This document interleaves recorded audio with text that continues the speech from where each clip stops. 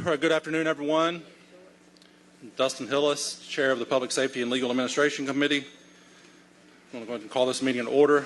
I've been joined by my colleagues, Councilmember Waits, Councilmember Norwood, and Councilmember Boone. We've also been joined by our Council President, Doug Shipman, and we do constitute a quorum, and we'll call this meeting to order.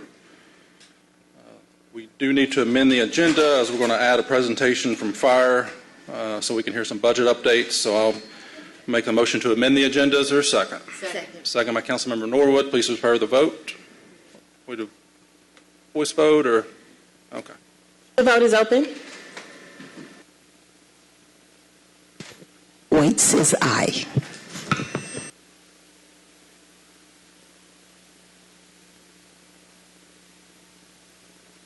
The vote is closed.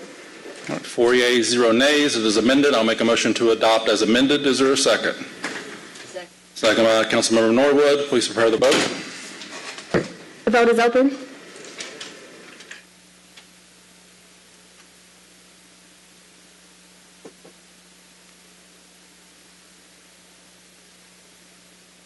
The vote is closed.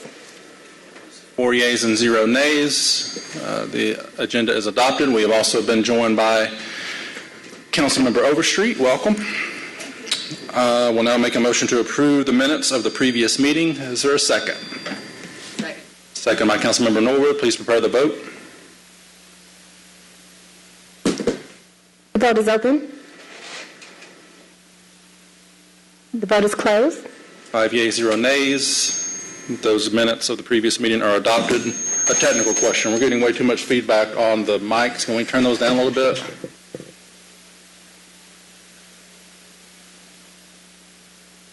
Test, test. 1, 2, 3, ABC. All right, that's better. All right. We do have public comment. And first is Prophet Curtis Harrison. You are first. Mr. Harrison, are you with us? All right. Lerone McGee.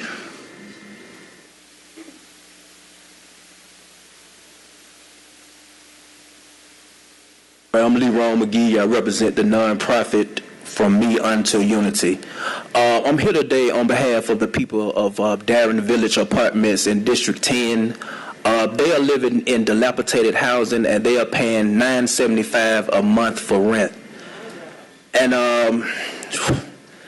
so I said I was going to come down. I wanted them to come down with me. They were not able to make it. These are working class people, majority, and some are handicapped, and they couldn't make it down today. So I said I'll be here to represent for them.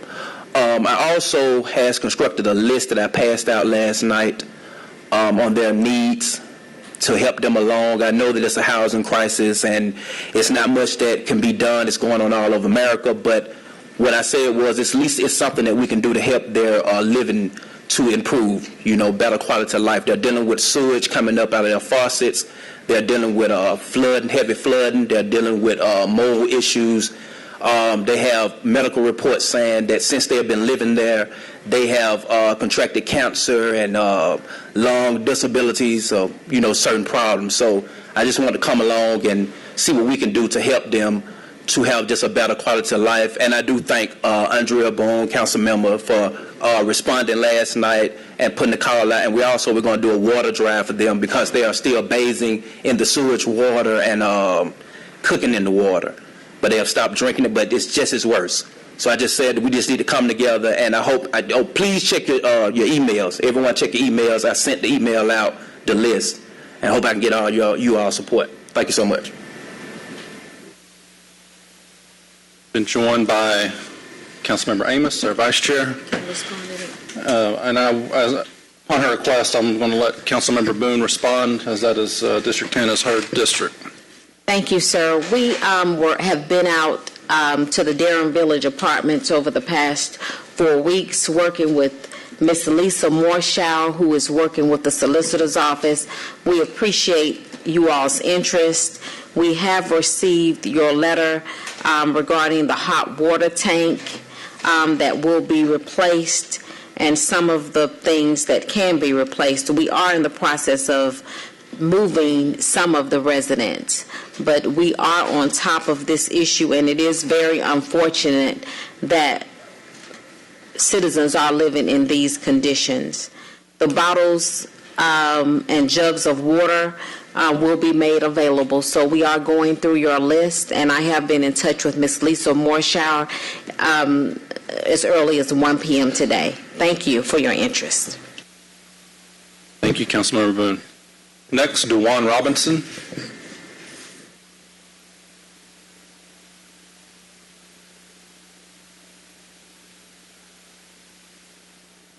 Afternoon, Council. I was going to echo Mr. McGee's sentiments, but thank you, Councilman Boone, for your swiftly concern and showing empathy, so there's nothing else to be said, because I did get notification that you did reach out and everything was being taken care of, so thank you. Can I defer my remainder 2 minutes to Mr. Shakur? Is that okay? Yes, sir. We'll call on you when I get to you. You'll have an additional 2 minutes, Mr. Shakir, if you can reflect that. Next is Ms. Henri Jordan.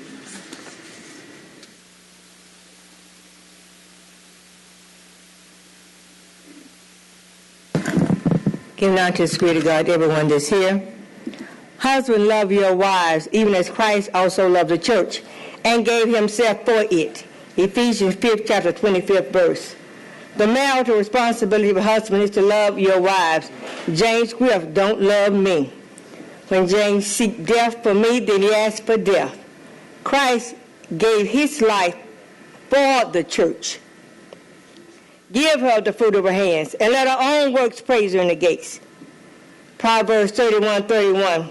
She's a woman of God who is enterprising and dedicated to her home. God's word said, give her the fruit of her hands, and let her own works praise in the gates. James robbed me of the income Christ created in me through hacking my computer, my house, and crooked contracts. The wife has not power of her own body but the husband. And likewise, also the husband has not power of his own body but the wife. 1 Corinthians 7, chapter 4th verse. When the other woman have power over James' body, he cannot be married to me. He cannot be my husband. The income Christ created in me is created to promote Jesus' word, not man's word, not his flesh. Go to now, ye rich men. Weep and howl for your misery that shall come upon you. James 5:1. They have mistreated the poor, so God's judgment will fall on them. Jesus warns before he destroys to give you a choice to change. Jesus says, James worked against his word that created the income. He worked against creating income. James worked against his word has created. James worked against his word, against the word of God, did not create the income. He works against creating the income. James has stopped up my kitchen sink to block me from saving money, to move. Jesus told me to move. He don't want around James Montgomery around me, seeking to do me wrong, like people seek to do you wrong instead of do right. And I thank God for this chance to speak, Next, Killer Mike.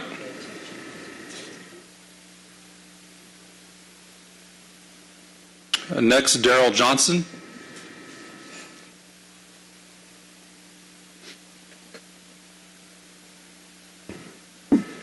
Hey, good afternoon, everyone.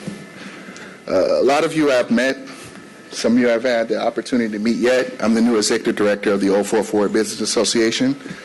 I've been here 5 months, and in these 5 months of working with the association, being an advocate for small businesses in 044, there's been a conglomerate of issues that I have been tasked with addressing, and one of them is public safety.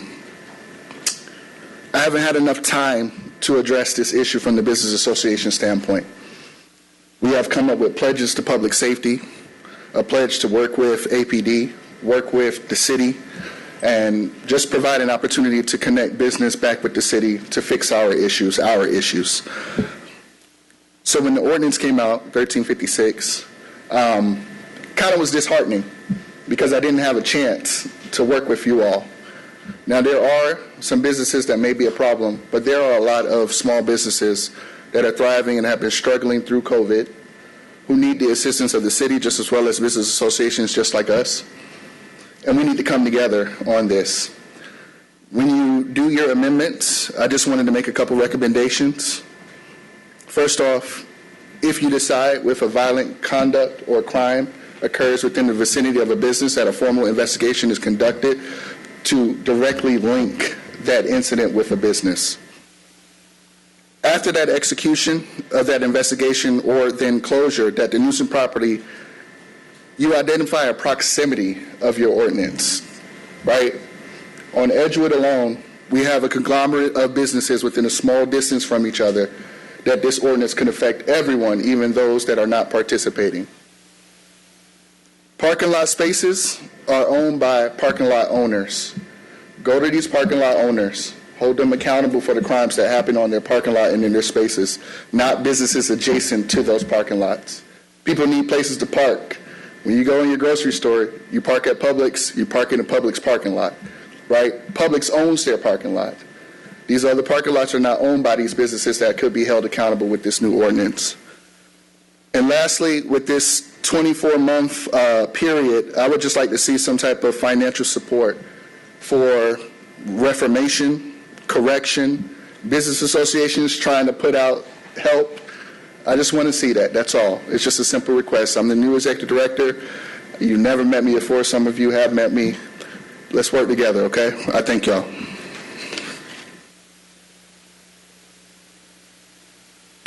Next is Ron Shakir, and he will have 5 minutes. Ron Shakir, Southwest Atlanta. I was at the night camp program that Mayor Dickens hosted a couple weeks ago, and some concerns are that it's going to have to be a holistic approach for everybody who's connected in the nighttime entertainment, and they have to be able to work together. And I'm just hearing what he's saying, and I hope it happens. And I've seen other people speak on that. So I just hope that nighttime is not pushed out or treated with such a heavy hand. But for sure, somebody ought to be going to jail. Somebody ought to get arrested. And I would hope that the Atlanta Public Safety would work in their messaging with the media. I see the areas in which the media can help. They can say they're following leads. They can say that they're looking at some strong evidence. They can say something that make people think that they can't just commit a crime and get away with it. I rise because I see the vice chair here today, and I see some presentations, and I see the fire department is going to make a presentation. But Mr. Schuckman needs to understand that under his administration right now, we have taken a double backwards as far as public engagement. Presentations usually it's areas in which the citizens who have input, who've been coming down here for 400 meetings or more, and city council people can share in asking questions. I remember a question that I asked Mrs. Captain Shields before she left, before she became the chief. I asked her, and Mr. Martin asked that there be a study on roadblocks and who was mostly impacted and how many roadblocks we had in a year. Mrs. Shields, Chief Shields came back to me and said, hey, we are shocked to see so many roadblocks, and we are shocked to see where they have come up at. So you need to hear from the public, and Mrs. Norwood, talk to her. She had asked that be no limit, but if that it can't be chaotic, but the public should not be shrinking. And there are efforts, and you will be hearing the council people asking for that. But when we look at public safety, we have to join the connection what's going on with our homicide and assault situations in the city of Atlanta. When you have boys that's 15 and 13 years old, when you have children, girls that's 16 years old and don't have a place to go, because houses are there's no housing available? That's a problem. Public safety is connected to that. And single lanes on Martin Luther King. Then had the fire department said it was not safe. They could not support the single lanes going down Martin Luther King as far as the ambulance. And maybe it ought to be reported, because it's a conversation that someone has died because an emergency vehicle broke down. When that emergency vehicle broke down, the fire trucks couldn't get to it, and they ended up getting stuck. When it was discussed approval of the lanes, the public safety, the police department, and the fire department could not sign off on it. I think that we need to look at ways that we can involve the public in their comments and in their engaging in the issues that impact our city, and not trying to limit it. Let me say this also, that I really loved the conversation to have with Chief Shields. I thought she was engaging. I thought that she was accessible. But when I see streets on Cascade or off Cascade where a single lane and putting bike lanes or walking or just expanding a walk and bikes on it, if that was in order today or last week, the graduation class, the graduation of a birthday party of a 20-year-old student, a man who had completed some kind of program, he could not have his family over. They could not enjoy being together. And I talked to Ms. Overstreet about that. We got to watch how we making these single lanes. And if y'all haven't been on the single lanes on Martin Luther King, Westlake to Washington High School, it is unhuman to put that upon a community. And I would hope that Mrs. Shipman, 3 seconds, that when the police make their presentation today, we'd be allowed, prior to you coming here and prior to Mr. Hillis this year, we were able to have a question to what we don't know what's going to be presented by the fire department. Thank you for your time. All right, that completes our public comment. We are going.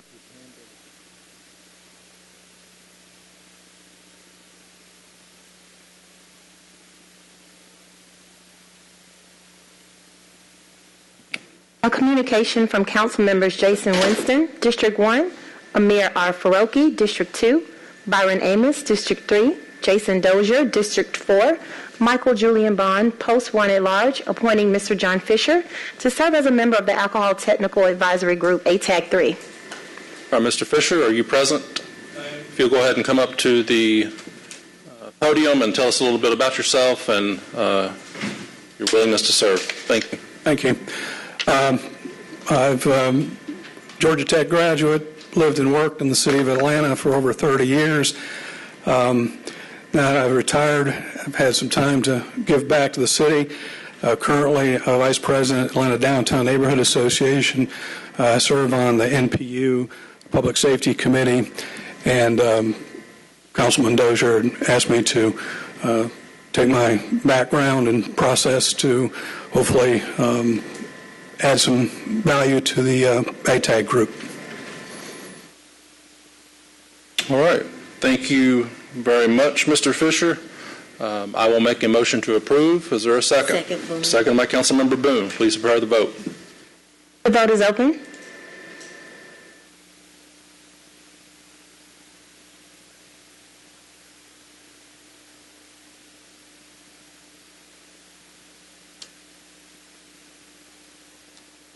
The vote is closed.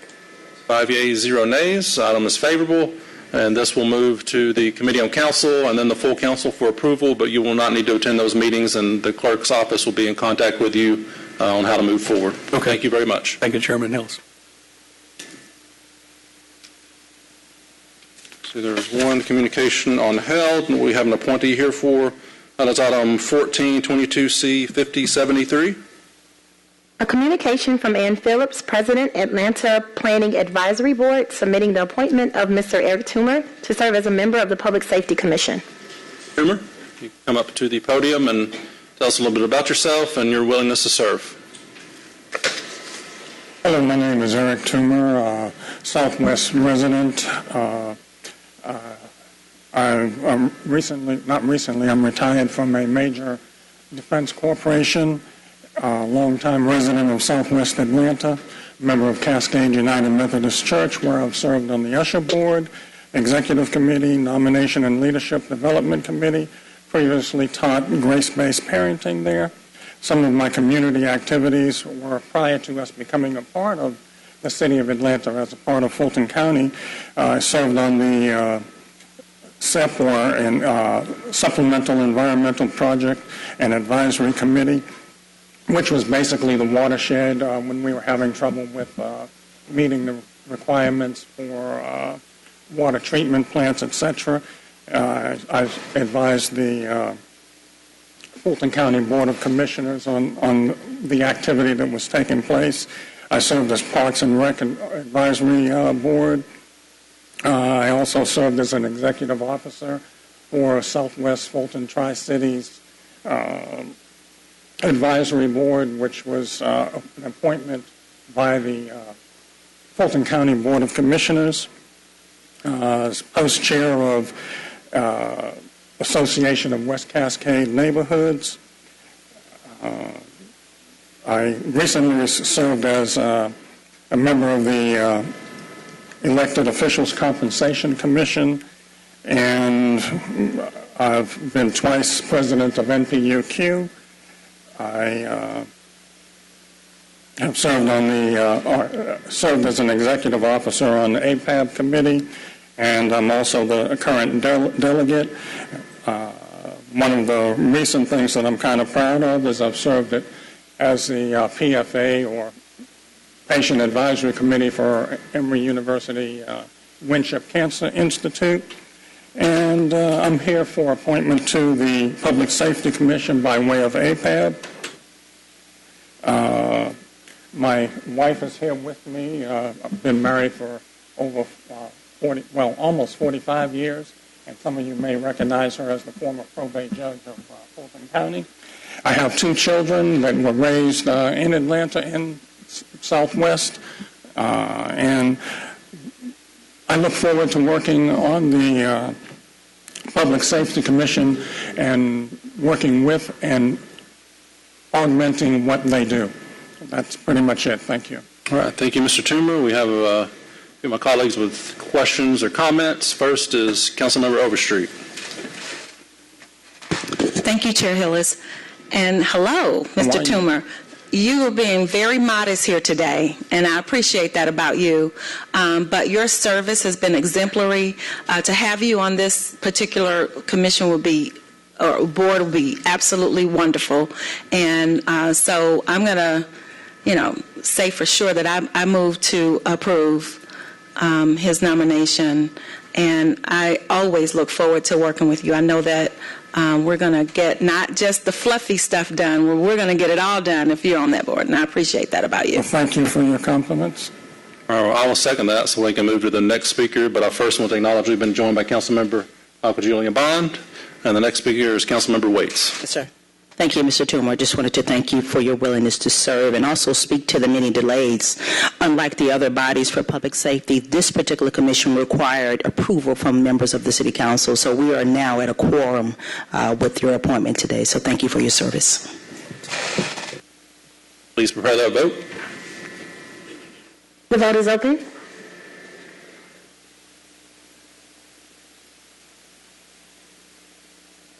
Please vote.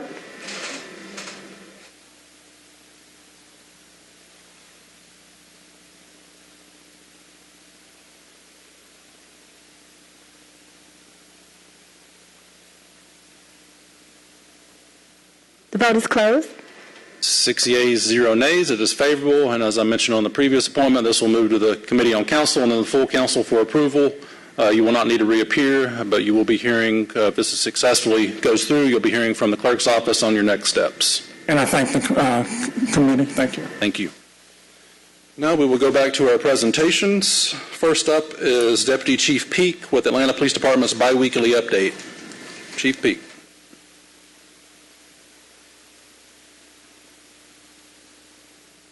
afternoon, Chairman Hillis, President Shipman, and all the esteemed members of Atlanta City Council Public Safety.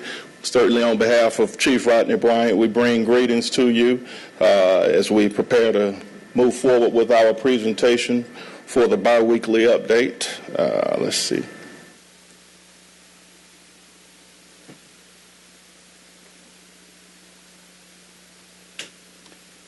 As we see, all right, this little smile, I use this other one. I'm glad I have it here. So as we look at our biweekly update for this particular presentation, what we'll find is that for our weekly average for this particular, our weekly crime for this period, we were able to have some outstanding crime reductions of about 17% overall in crime. To note, there was a 10% reduction with violent crimes, being those crimes against persons, including homicide, rape, and aggravated assault. And then, of course, the property crimes, we had a reduction of about 10%. So 38% reduction on person violent crimes and 10% reduction, which gave us an overall reduction of 17% for this reporting period. So those were actually some great numbers. Of course, we're always still looking at the increase that we had with our classification of rapes, and as we continue to see, our challenges are around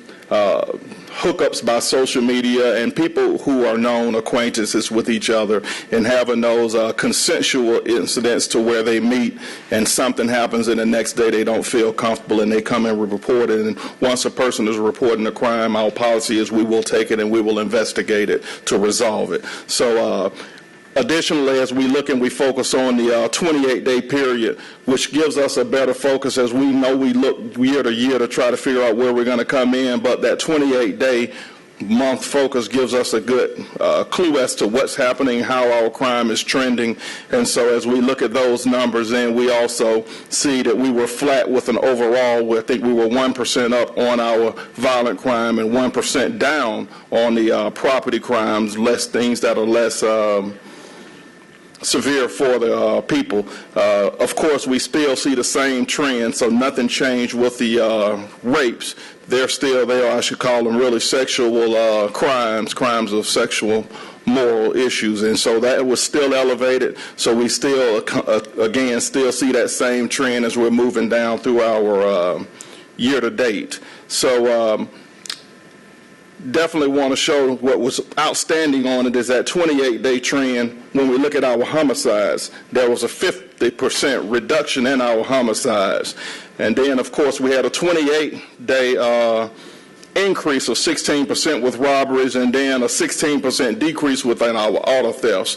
We certainly attribute a lot of this work to some good old-fashioned policing, but yet and still also working with the Madam DA and our major crimes team. As we look, we know a couple weeks ago we had the indictment through Madam DA, and so we were able to remove a good number of people from the street, and so we still have investigations ongoing. But we do believe that that gave us a good contributing factor to what we're seeing in our crime, and we're constantly still identifying individuals and moving forward, trying to ensure that we remove the right people for the right charges, and then those that we can defer and refer to other external services such as policing alternatives, diversions, that we identify those people and move them forward, and then again move the repeat offenders that we know that have had those opportunities to go ahead and move them away. Still looking at that homicide number, we're looking at the overall issues of what's driving them. 38% of those homicides are driven from escalating arguments, where people were having a conversation, it turned, and next thing you know, the resolution to it was pulling a weapon and shooting. Another 20% of it was robbery, where things were taken from people with force, and then, of course, we have another 11% which we've classified as revenge crimes. But the homicide unit continues to do a great job. Their clear-up percentage continues to be above the national average, and so they're doing an outstanding job for us, and we're going to continue to support them and make sure that they have what they need from an operational standpoint. want to highlight the issues that we've had recently with the Public Safety Training Center location out on Key Road. So we've been constantly working with the foundation, our partners, the DeKalb County Police Department, GBI, FBI, and a number of entities just to really and truly stay on track and to deal with that issue and move it on as we're really looking at the amount of threats that a lot of the businesses or the actual builders and the different people that are coming on board to work with the foundation from a constructional standpoint have been receiving. And so what we found out through these issues that we're having on that particular scene, we were able to make actually over about 30 or 25 arrests between Atlanta and Cobb County and DeKalb. Again, on this particular instance, what we found is that out of all of the 7 people that we arrested, all of them were outside the city of Atlanta, outside the state of Georgia, with the exception of one person that was from Gainesville. And as you start looking into the backgrounds and looking at things, we find out that many of these people are people that have been arrested in other states for similar incidents, and so we know that the activity is taking place throughout our country as they're trying to target those people that are actually supporting the building of that facility. So we remain focused. We won't be deterred. We're going to treat people the way they need to be treated, with respect and dignity, but we are going to deal with the folks who choose to break crimes and threaten people and do other things. As you can see in this actual single still photo, this was an incident where a group of them were inside the property that's owned by the city of Atlanta and threw Molotov cocktails which exploded onto the ground when they came out there.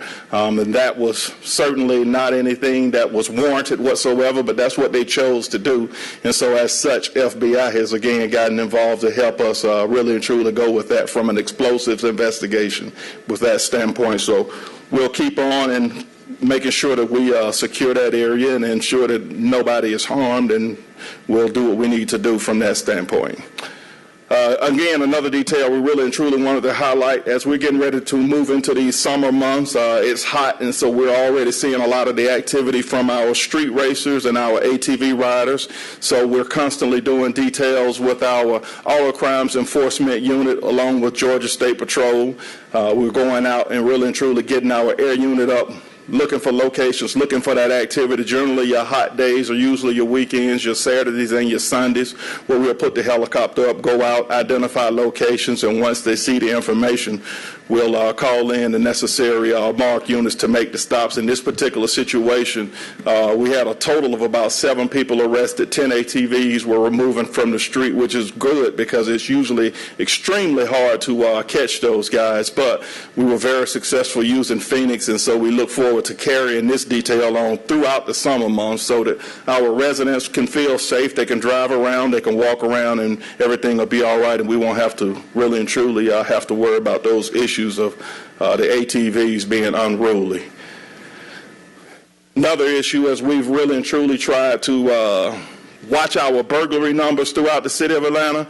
We've had several areas where they've been plagued. Buckhead was one of those particular areas, and we really just wanted to highlight one of the arrests. This gentleman, Robert Jambroni, he was one of the ones that was on our top 5 list, and he had really and truly been responsible for a lot of crimes in that area. And so with a very, very swift and fast response, we caught him basically because he took a credit card and stole that credit card and went and used it. And when the alert came up, they called 911 and called one of the people that were working along with the case. And they made a quick phone call, and units were able to respond quickly and take him into custody. He's had a previous history of this type of crime, but we're thankful that the units were really and truly out there and able to move quickly. And what's going to be the biggest issue on that is really and truly making sure that we follow the investigation with all the technology that we have at our forefront to ensure that we're able to use everything to bring the people into justice. So we're certainly thankful for that serial burglary arrest because we want to make sure that that area stays clear as well. Like the rest of the city of Atlanta, we want to put the right people in jail and make our streets safe. Last but not least, we want to really and truly just highlight again Connect Atlanta, moving from the Video Integration Center into a real-time tracking center. So we have Connect Atlanta, where we've utilized the Fusus technology to really and truly grow our camera infrastructure, camera networks. So currently we're at 2,584 registered cameras, as well as integrated 5,443. So that number has grown tremendously, and we're thankful for that. And so ultimately what we're trying to do is ensure that in MPUs, community meetings, and any other platform that we can utilize, that we get the information out to our citizens so that they will actually see it. And for those homeowners who have Ring cameras or any other type that are able to connect in, that they just simply register it, so that when we have something that takes place in your neighborhood, we can just simply reach out to you through that electronic means, just to have you check your footage and see it. If you have something there, we're able to get it a lot quicker than going door to door, knocking on everyone's door, trying to find footage. Of course, then our business is still really trying to focus on them with the campaign so that they could actually register all of their external facing cameras with us, so that we'll have the availability of monitoring the surrounding properties. And the key is we've had a lot of successes already with units responding to high-profile calls with that information, with the cameras that we've already had. They've been able to send that footage to patrol cars, and while they're driving with that MDT or receiving that call, they're able to see exactly what it is they're driving up on, able to get information out quicker, share it with the other responding units, and ultimately we're able to catch people quicker and have a safer response. So we look forward to continuing to work with the Atlanta Police Foundation to grow that network, and I think it will certainly be beneficial for the city of Atlanta. With that being said, I believe that was my last slide, so I would answer and entertain any questions at this particular point. Thank you, Chief Peak. Colleagues, if you have questions or comments, please indicate on your screen. First, showing Councilmember Bond. Thank you, Mr. Chair, and thank you, Chief Peak, for your presentation. Well, since you last mentioned the video integration system, I just want to ask you, where can citizens go, or is there information that you can send to us that we can distribute to aid citizens in registering for connecting their external cameras? Absolutely, and so it should be on the Atlanta Police website, but we also talked about just last week getting with the city as well, so that we could perhaps get it on City of Atlanta online, so that it would be that forward-facing piece as well. But I'll be happy to share the links and everything with the entire council, because we're certainly going to need your help to continue to grow that infrastructure, so we'll take care of that. And my second question as it relates to that is there a percentage of the reduction in response or the reduction in the resolvement of a call that can be shared with the public to show them that the instance that you described, where a homeowner is able to share their footage real time with an officer on patrol, has that reduced the resolution of that call by 50% or 10%? Is there a statistic available in that regard? Right, so I don't have a specific across-the-board percentage to share with it. I could pull out specific instances where we have utilized that technology and made some arrests quite quickly. So we can try to get those as well and highlight them. I know they exist because there are several as we look at our crimes each week and looking at some of the great things that our officers are doing out there on the street. So we'll certainly get that. The percentages usually will take a little longer as we finally get more data and look at it from over a specific time period. But there are some great things that are taking place there are many thus far. instances where it's been quicker. Absolutely. To say the least, for the response. Absolutely. Okay. Well, next, something happened last night around 9 o'clock near where I lived over in the Castleberry Hills area. That I think it was a shooting around 9 o'clock, and I think it was the security guard that called the police. I don't think anybody was harmed, but from what I've gathered, that there were several handguns and even a rifle involved. Do you have any information on that shooting? Or so absolutely.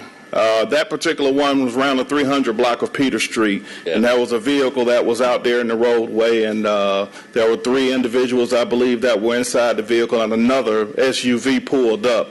Some type of, again, escalating argument started, and the parties that were right there involved started discharging their weapons at each other. You're right. No one that we know of has come forward that has been shot at this particular point in time. We have had conversation with the security guard who called, and we'll continue to work with that as well as the technology in their footprint to ensure that we can try to identify those vehicles. I know that the Video Integration Center is already sending information and uploading it as we speak. They did that last night immediately after the incident. So that's another testament to what's happening with that technology right now. Yeah, there have been a couple of incidents this year over in Castleberry Hills, but to the best of your knowledge, is it an escalation, or this seemed to be a random event, not necessarily tied to anything that happened on the street, but they were just, I mean, when I say on the street, I mean in any of the businesses. But they just happened to be in the street and they got into an argument, and all of a sudden it's Wild Wild West. Right. So far, everything that's happened over there has been to the extent isolated to where it was at that specific issue when it was taking place, but we have not to the extent identified it as being a specific trend that was going on in another neighborhood or connected. But of course, as we look at ballistics, and we're so thankful because our crime lab recently did get accredited, and so what happens each time we are on the scene and we're responding, we're collecting all of that evidence and uploading it into what we call the NIBR system, so that if a firearm that was utilized there is located and we find another shell case, and it could be halfway across this country, that will actually identify and match that evidence so that we can go back and share those investigations with those other jurisdictions to really and truly put a bigger puzzle together. So we really and truly have a great opportunity of keeping those investigations run as a result of the technology. So I guess to put some of the concerns of the neighbors at rest, is that this was a random incident, not necessarily tied to a location, or they weren't hanging out in a particular bar or restaurant. They just happened to be there when this went down. Right, and so at this point, it's early in the investigation. While we can't tie it to a specific club or a bar or a restaurant or whatever, we do know that it was specifically parked in front of a specific location. So as the gentleman just spoke prior to in the public speaking, we'll take that information and we look at it, and through the investigation determine where they were going, where they were coming from, to look at it once we identify the people that were involved. And from that point, if we see something that's connected to a specific location where we think that it needs to be added to either the nuisance list or whatever the case may be with license and permits, then we'll utilize the necessary resources to resolve that problem. The last concern I have is a never-ending battle to try to get more police deployed in our parks. This month marks the year anniversary of that effort. And so we just had a well-known or highly publicized incident happen again at the Cascade Nature Preserve, where a woman was held up at knife point. Some of the citizens over there said they didn't see the individual on the trail, so they assumed that he got into the park by some other means. Of course, that's a massive place. It's 120-something acres. So my question is two-part. One, where are we? I know that APD put out a RFP for a contract to manage officers in partnership, I guess, with parks to patrol the parks. Where are we with that? And the second part is, have you all had any conversations with the Parks Department about better securing the boundaries of their properties that they manage, to prevent people from, that's such a large space, that'd be a daunting task, but have those conversations taken place, or are you all going to? Absolutely, absolutely. So immediately, even prior to that incident, we stay in contact. As a matter of fact, I have a weekly meeting where Parks is usually in that meeting with me every week, looking at the issues and trends with all of our city parks across the city of Atlanta. We've had the actual direct conversation about that incident. We've made some recommendations preliminarily so that we could really and truly get with parks. They are the forefront. They're the lead on the actual budgetary issues that are needed to deploy those cameras. But we think that there need to be some additionals. I believe there's one that's actually in the parking lot area, which we think we could probably do a little better on that one as well. But since we have that trail, having an opportunity to identify some key points to really get in there and add some additional technology within that footprint. What I'll say, as we look at patrolling the parks, so our mounted patrol, our special operations, which falls under the community services, they've been doing an outstanding job, really and truly spending an enormous amount of time in the parks every day. So we are certainly thankful for them. They're taking that lead and ensuring that they're there along with the zone commanders. We're having them go out and do special details. I know there was some problems with Grant Park in Zone 6, so Major Reese took a team of people, put them together, and they went over there and address some of the issues. I believe the numbers last I checked was somewhere around about 30 people that were arrested for various infractions within that park. Really, most of it was overnight hours, so really, although we're having to see what's happening during the daytime, we see even more activity sometimes in that overnight footprint, so the officers are really out there trying to spend some time to deal with it. As we talk about the plan that we had in place to increase, the one thing that I'll say is that the amount of interest that we would hope to get utilizing a recapture program, we haven't really and truly seen what we desire as far as the interest in people coming back to work specifically on that detail. So as such, we're utilizing the resources that we do have to ensure that we provide safe parks for the city of Atlanta. But it's still an ongoing process. It's still ongoing. I think the last I had checked, we were looking at the language that was moving forward to the Department of Law. I think they got that information and had looked at it. I'm not certain if Chief Spann has received that back in its totality, but it's still ongoing at this point. No contract has been awarded. No contract. But let me go back to the nature preserve. So were all the cameras working when the lady was robbed last week? Or? There is one, and from my understanding, it's working, but it did not capture anything because it's in the parking lot only. But it was functioning. It is functioning. Oh, okay, so that's a relief. Absolutely. All right, well, I don't want to monopolize. I'll withdraw, Mr. Chair. Thank you, Chief B. Thank you, Councilman Bond. Next is Councilmember Waits. Thank you, Mr. Chair. I'm deeply concerned about the individuals that were at the public safety training facility. It appears that 6 of them were from out of state. And I'm just wondering, have you guys been able to ascertain a reason as to why they would be in Georgia for this type of activity? I'm just curious. So, of course, that's an investigation that's right now that's ongoing with the FBI and the GBI. What I'll say is that these aren't protesters. These aren't normal people who just decide, you know what, we believe in something and we're going to come out and try to speak. This activity, for what's been going on and what they've been connected with our surrounding jurisdictions, is what it pretty much boils down to terrorism, because they're terrorizing people to try to get them to pull out of doing a job that they very well get paid for. And so we're very concerned about that activity, which is why we've brought so many resources on to ensure that we are able to, number one, keep everybody that's involved with it safe, but for number two, identify the crimes that they're committing and to put a plan and process to where they have to pay for what they're doing. You cannot throw Molotov cocktails at people and say that you just believe in things. So it is what it is. It appears that they're just terrorists that are being paid to come and do whatever for whatever reasons, and so we have to work with it and continue to investigate. One more question, Mr. Chair. Is there any intent to ask for any state and federal resources given the manpower that we've had to dedicate to this? So they're already involved with us. They're involved with us just as we were out there just a couple days ago. The FBI was there with us. GBI has remained right there with us as a part of the investigation. Of course, the DeKalb County Police Department has really and truly graciously provided a number of resources, and we've taken some other steps with our officers to increase what we're doing over there as well. It's City of Atlanta's property, and so we're going to do what we need to do to protect our property and do what we have to do from a public safety standpoint. We can't have people going and doing their day-to-day jobs and being injured or threatened while they're not doing anything wrong. So we want to make sure that we just do all that we can on it. Welcome. Today, Councilmember. Councilmember Boone.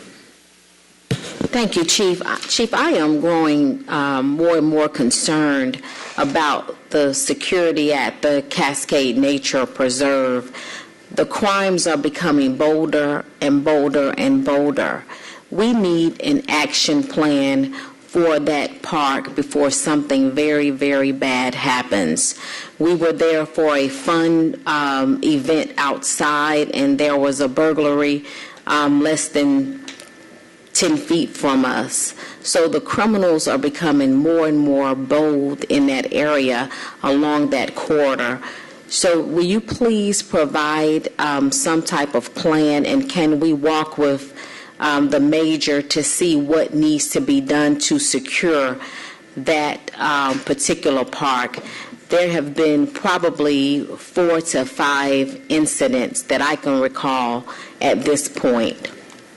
Absolutely. It's the Cascade Nature Preserve, and the young ladies that walk there are the Nature Girls, and they are civic and NPU leaders and are very concerned about their safety at this point. Thank you.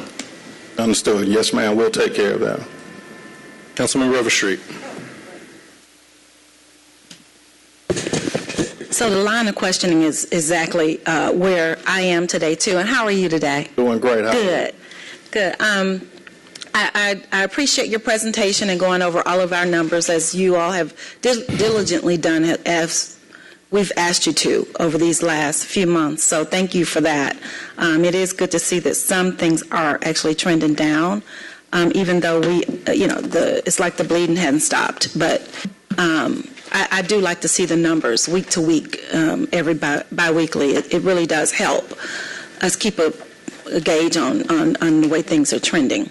But as far as the Cascade Springs Nature Preserve, as you know, that's in District 11, and we've actually poured quite a bit of resources into the park in trying to make it a regional gym, not just for our district, but for miles and miles around. During COVID, it was very popular. People were coming from everywhere to explore that 125 acres of investment from the city of Atlanta.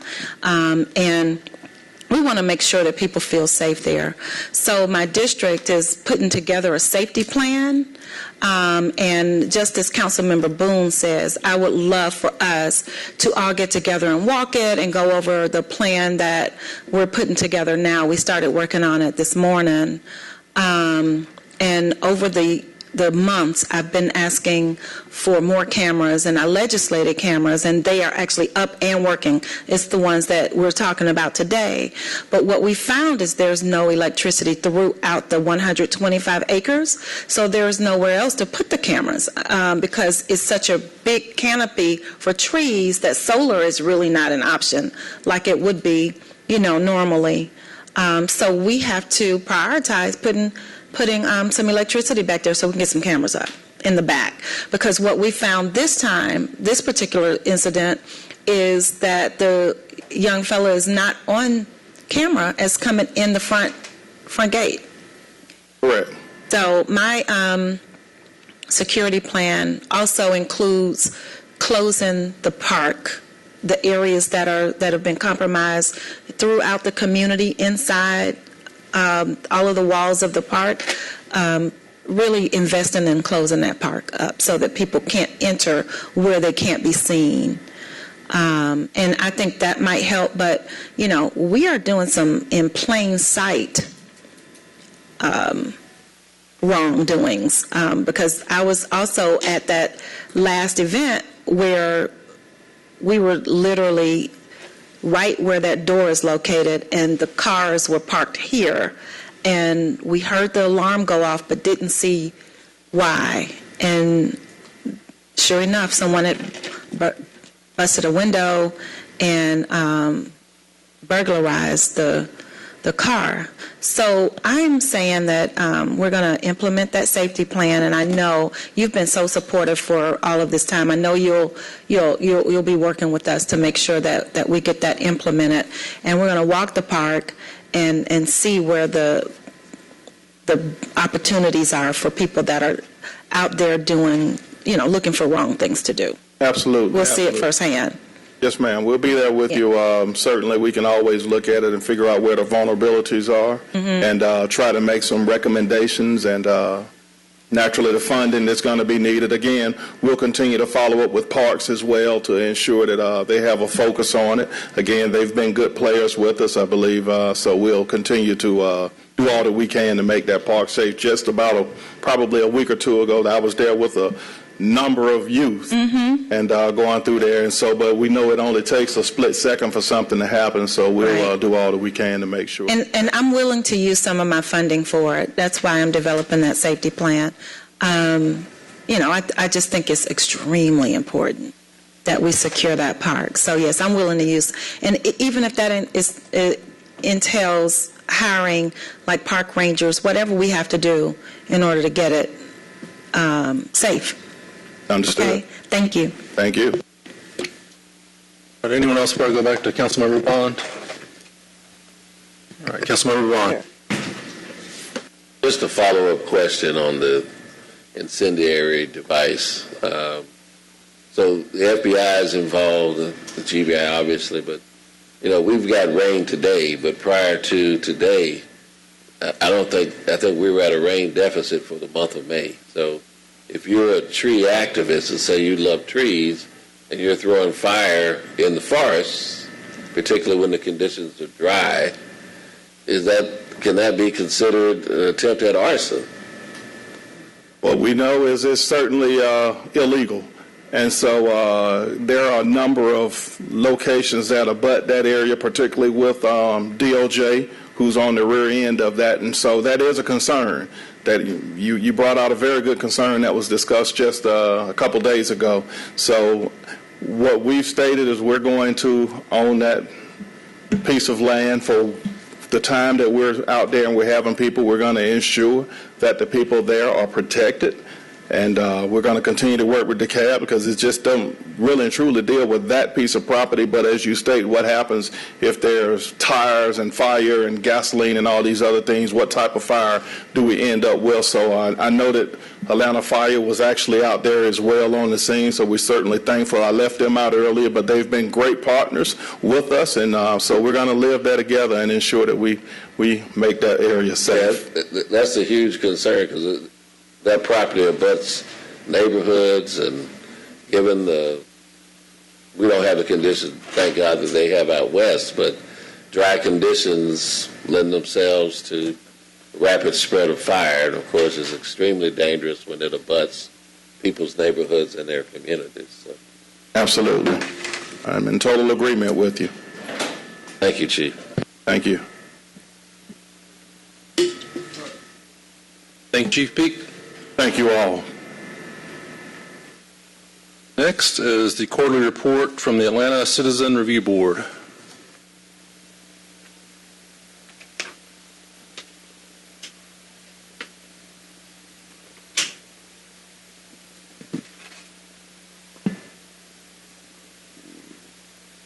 Okay.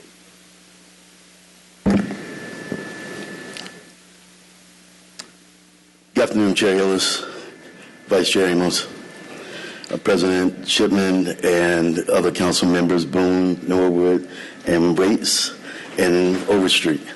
My name is Lee Reed. I'm the Executive Director of the Atlanta Citizen Review Board, and I'm presenting today's third quarter report.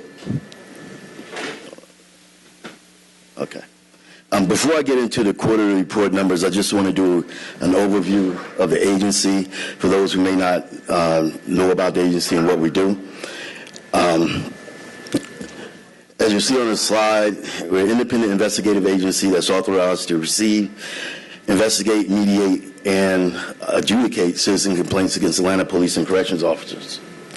Our work is done fairly, thoroughly, and independently with the idea of having the integrity in the investigation so that citizens can trust the results that come out. We accept the jurisdictional requirements include complaints. Well, first let me go back and say that they must be filed within 365 days.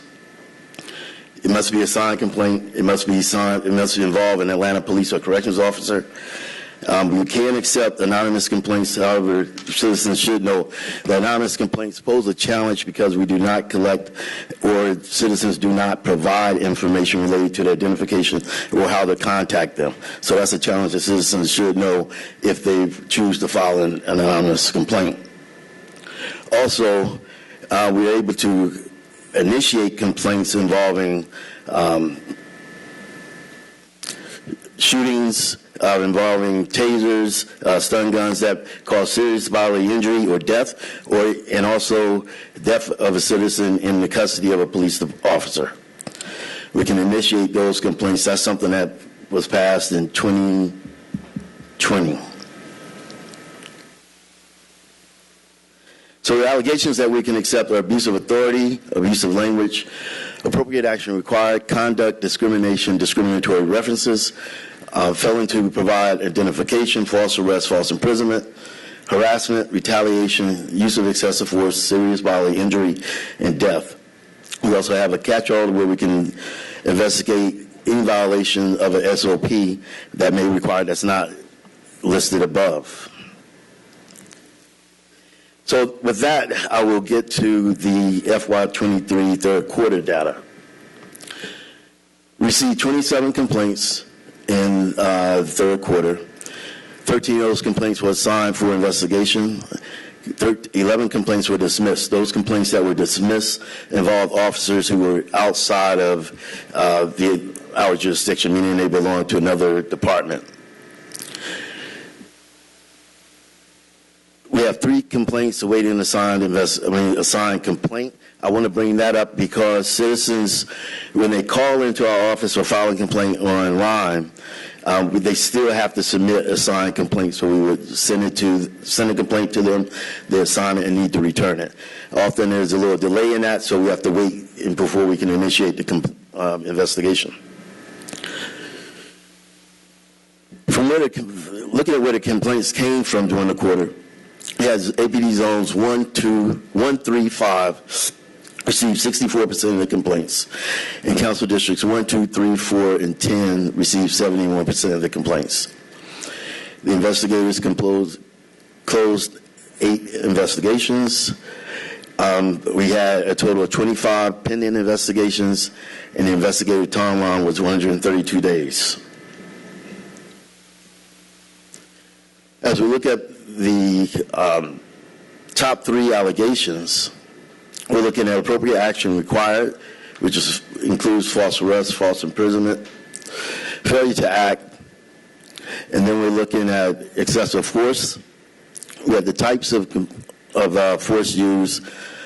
We're looking at guns drawn, tasing, choking, forcible grabs, use of baton, and striking. And then the third of the top of the 3 was violation of SOPs, which included illegal seizures, illegal impoundment and tow, and failure to activate body-worn cameras.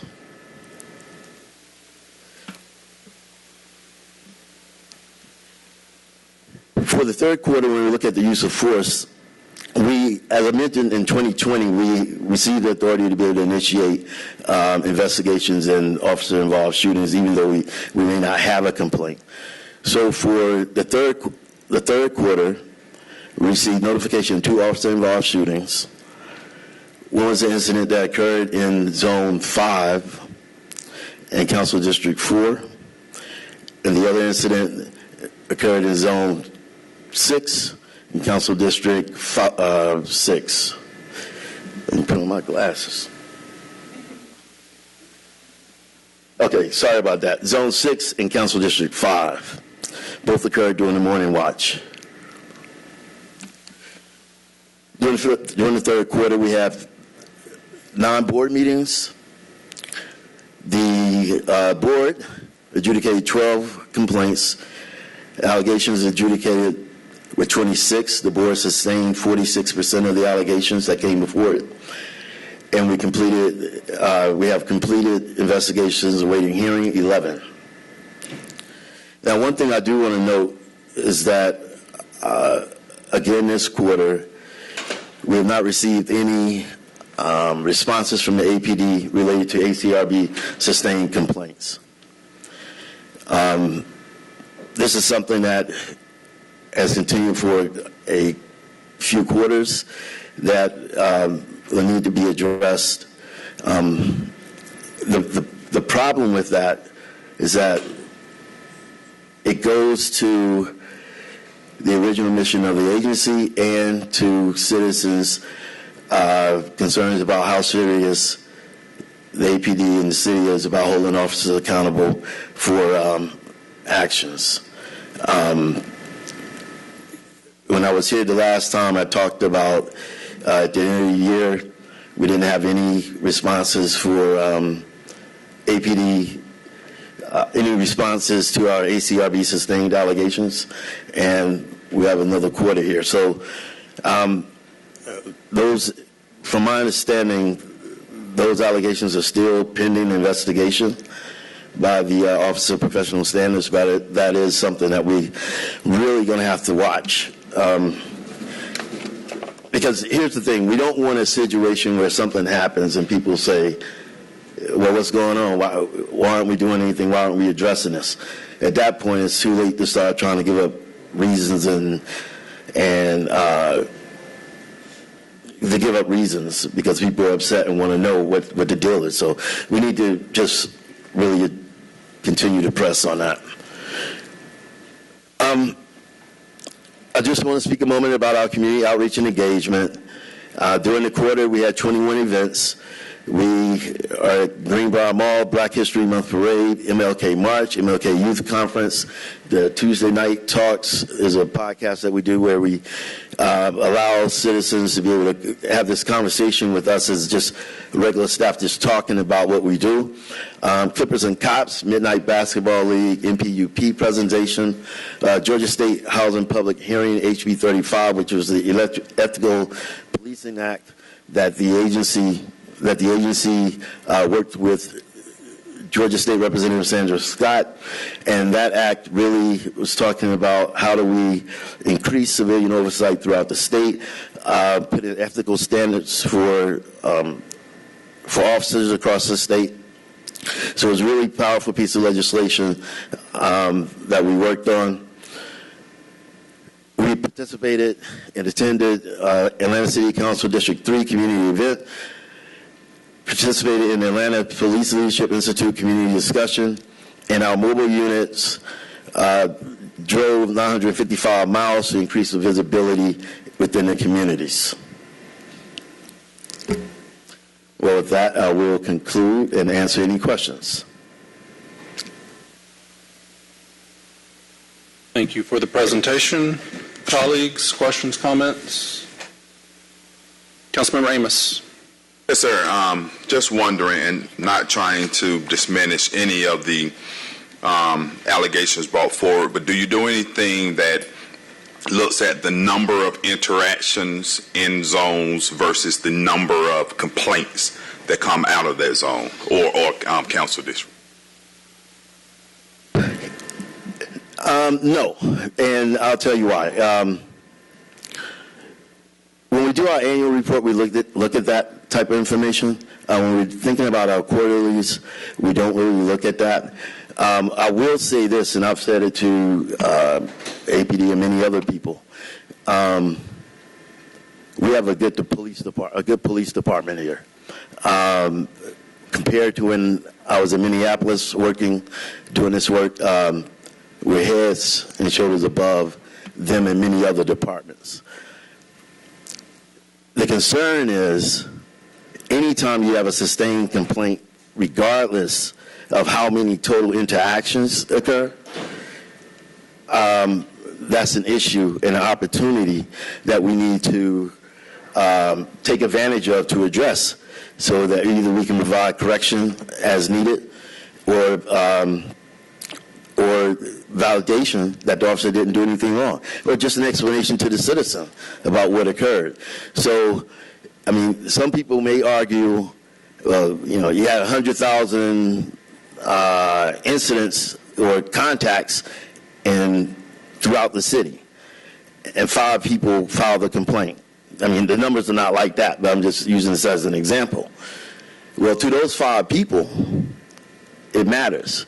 And what may come out of that incident, out of those 5 incidences, could prevent from other incidences occurring later. You know, so that's why we like to address what did we get.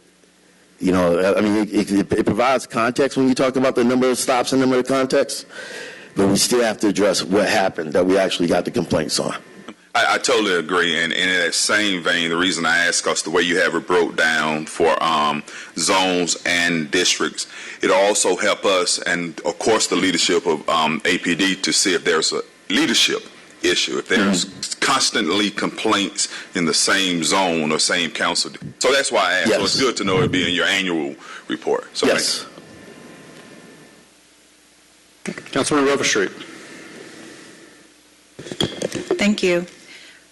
Chair Hillis, I really want to just make sure that you know the things that I think that you're doing really, really well.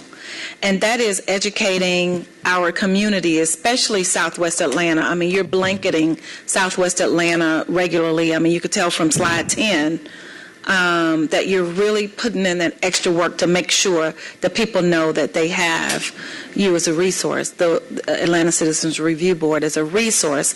And I just want your opinion on how you think we're doing with that as a city, you know, compared to maybe 4 years ago to today. Do you think we're getting the word out and really explaining things? Are your numbers improving over the years? What are your thoughts on that? Thank you, Councilmember Overstreet.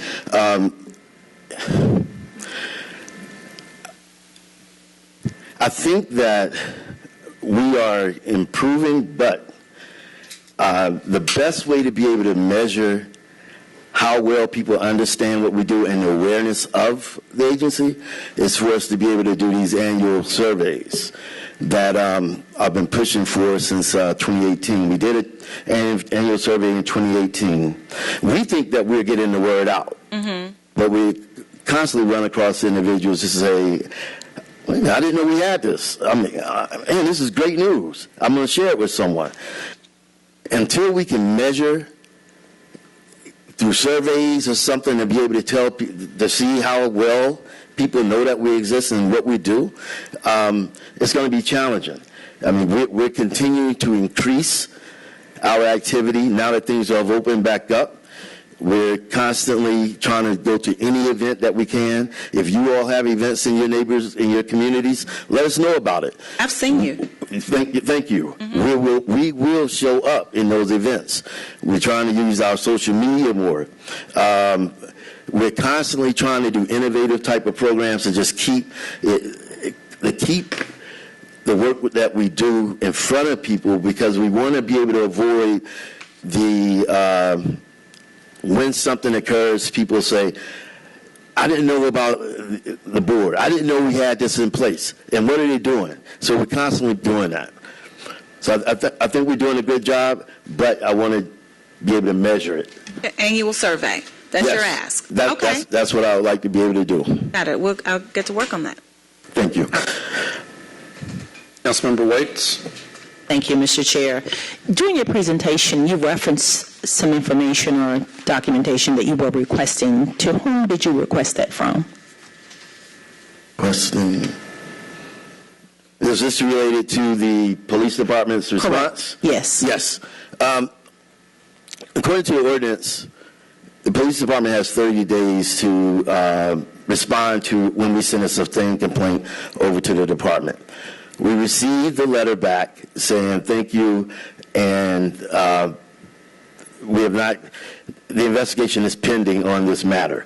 So compliance-wise, they've met the 30 days. The challenge is, though, it's not meeting the 30 days that's the most important. For the citizens, the most important thing is what's the final result? You know, did the officer get sustained? Did the officer get disciplined on it? Did the police department decide that they're not going to sustain the complaint, therefore nothing happened to the officer? That type of information we need to know about. But because the complaints are still pending, you have many months where time is going by where there's no resolution to the citizen's complaint. That causes a problem with the citizens thinking that, either the city's forgot about us or they're not taking it seriously or whatever the case is. So I would love to be able to start getting those letters back on the sustained complaints, or in closing out those investigations so we can get those letters back.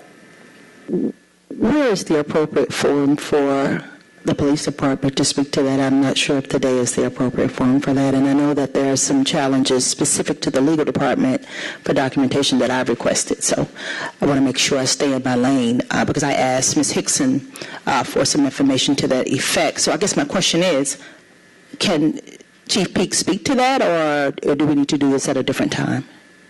I'm sure he can offer at least a few words to the body, and we'll hear from Chief Bryant later. But as Executive Director alluded to, most of the issue, to my understanding, is PAD makes a decision before the internal investigation within APD is closed. So APD is not going to take action on something when their investigation internally has not even concluded. But Chief Peak, if you can.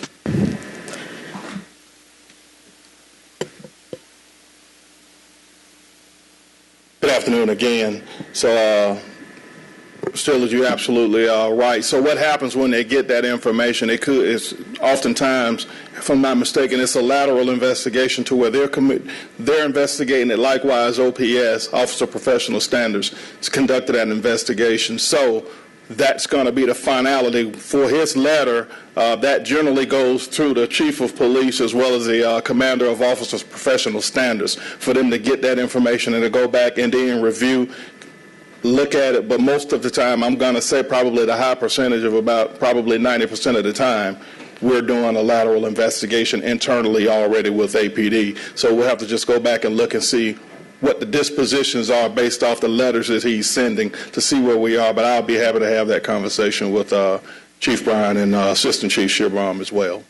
So is there any information that you're able to offer? Because it seems to me that's an organization that has no teeth. So what is it that we can do to give them some legitimacy or to reflect that they're being responsive to the public? Well, I'd like to certainly get back with Chief Bryan and OPS Commander so that I can look at it and figure out specifically what the holdup is in those divisions and those shops.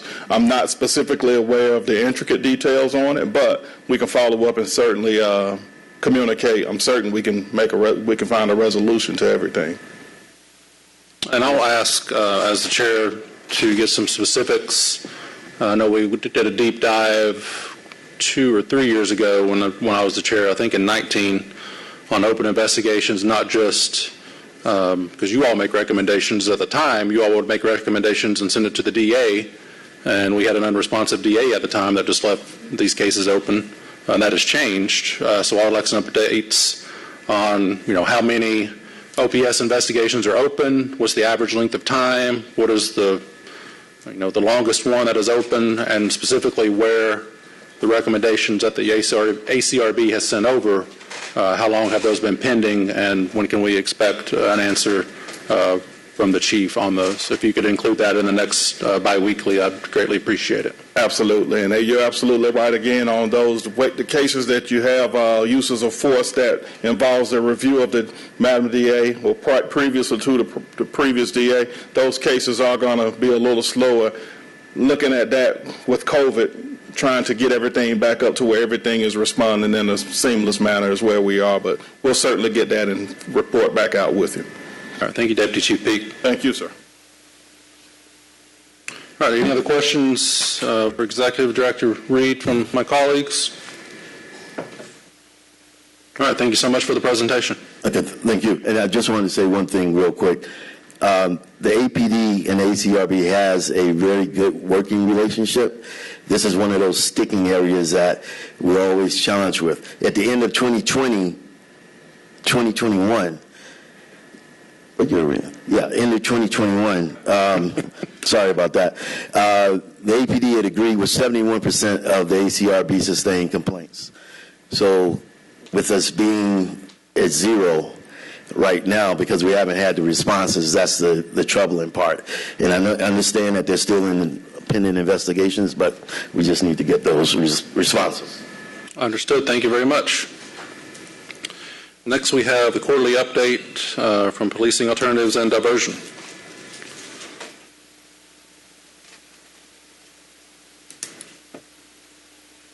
Good afternoon. It's a pleasure to be here in person. I think this is the first time I've had the opportunity to give my update in person. So lovely to be here. Moki Macias, Executive Director for PAD.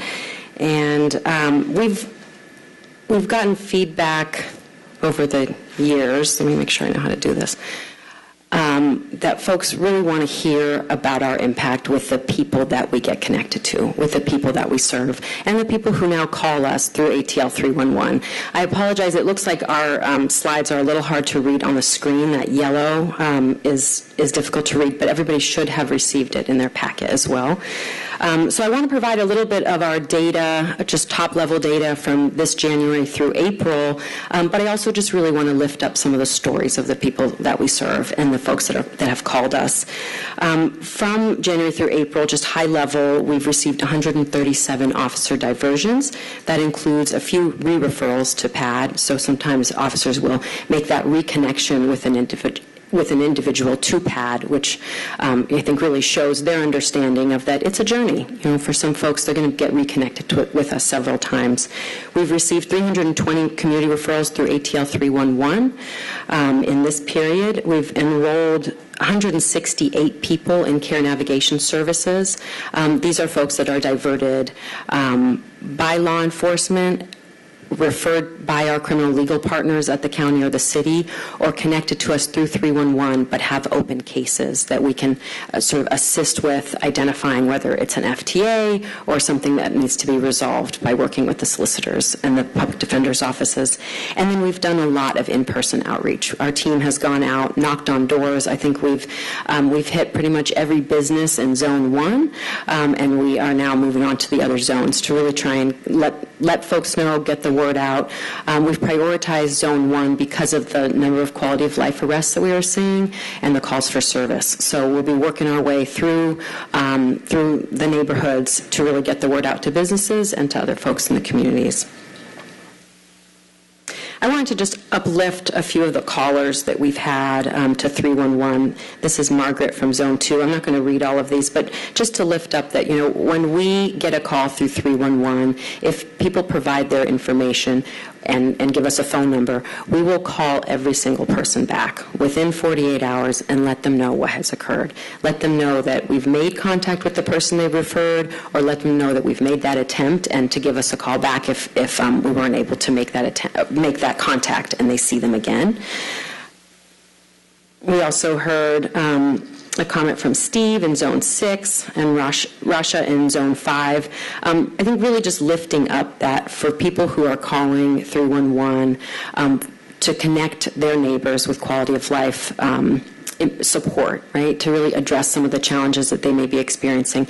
They really appreciate that sort of person-to-person contact and person-to-person approach that we offer to the people that we're going out to serve, and also to them. You know, we have those conversations with people to talk about the resources that are available in the city. You know, oftentimes when somebody has given that call to 311, they recognize that there may be ways for them to connect their neighbors without even needing to call again, right? But once they kind of know what's available, they're able to help sort of facilitate some of those connections. And then I wanted to uplift Sasha's story, because I think, you know, this is something that probably every one of us has experienced. But Sasha was in her local grocery in Grant Park, and there was a bit of a commotion in the store. The security guard was engaging with a woman who it seemed distraught, had items in her cart. Sasha ended up, you know, asking if she could support, and the woman mentioned that she was thirsty, she didn't have a place to sleep, so she called 311.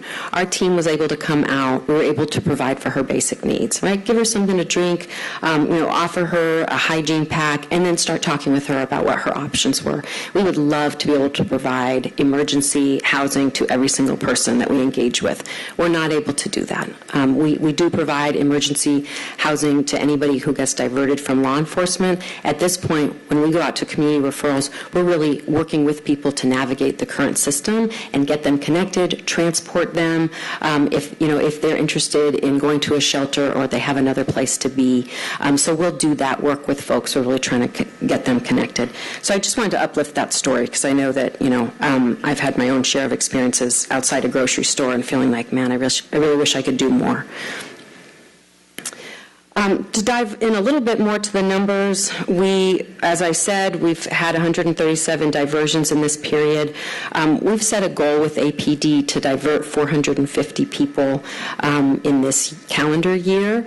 If we're a little shy of that goal, if we're looking at these past 4 months, Zone 5 is leading the pack as usual in terms of diversions.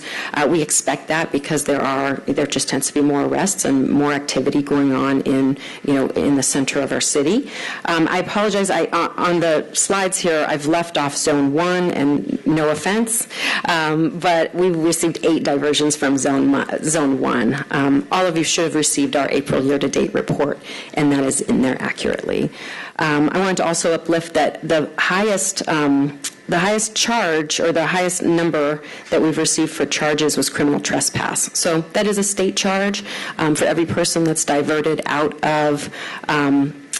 diverted for a state charge. They're diverted from Fulton County Jail. So that's 52 people from January through April just on this charge alone that were not booked into Fulton County Jail, but were instead connected with resources. And as we know, most criminal trespass charges are affiliated with somebody experiencing homelessness and then sleeping in a private location.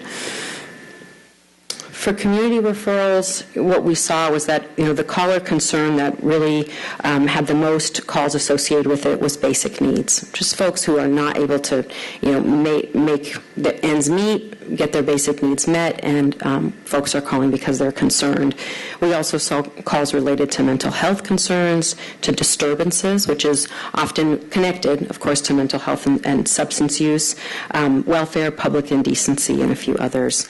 Our average response time right now is 46 minutes. It's a little higher than we'd like it to be. We'd like to be right under 30 minutes. So we're working on that with our teams to just to get our folks out. We are on track to reach our goal of 900 referrals through ATL 311. And I will say that, this is our third week where we've received over 30 calls in the week. So we'll be receiving well over 100 referrals from ATL 311 in this month alone.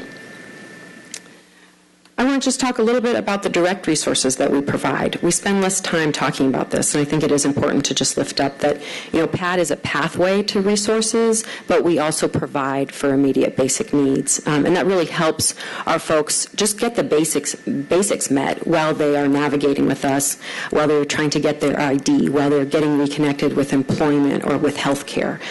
So we've provided transportation assistance, emergency housing support, we provide grocery cards to folks who are engaged with us in care navigation. We provide cell phones if somebody needs it so they can stay in touch with their care navigator. And then we provide clothing and PPE supplies.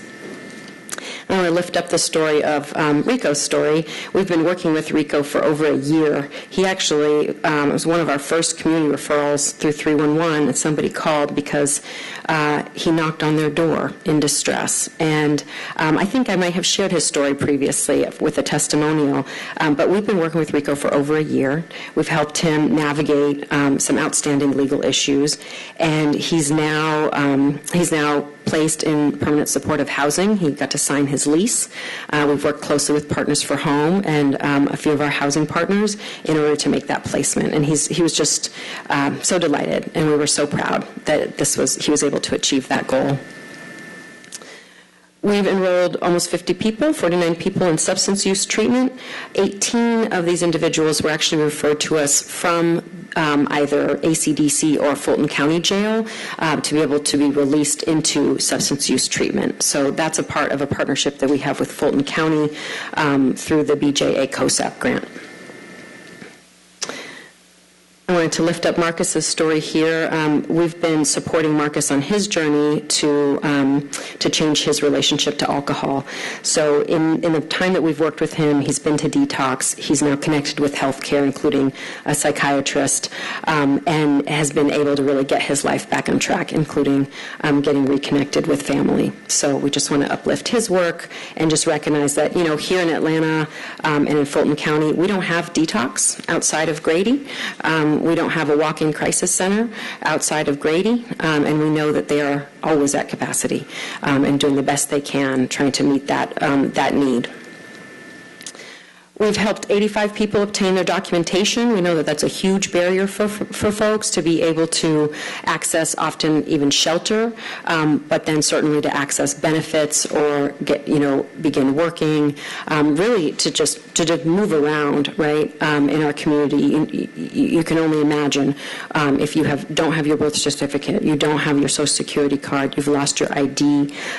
We also need this kind of documentation for people to actually access the housing resources. Sorry. I want to just here lift up Norman's story.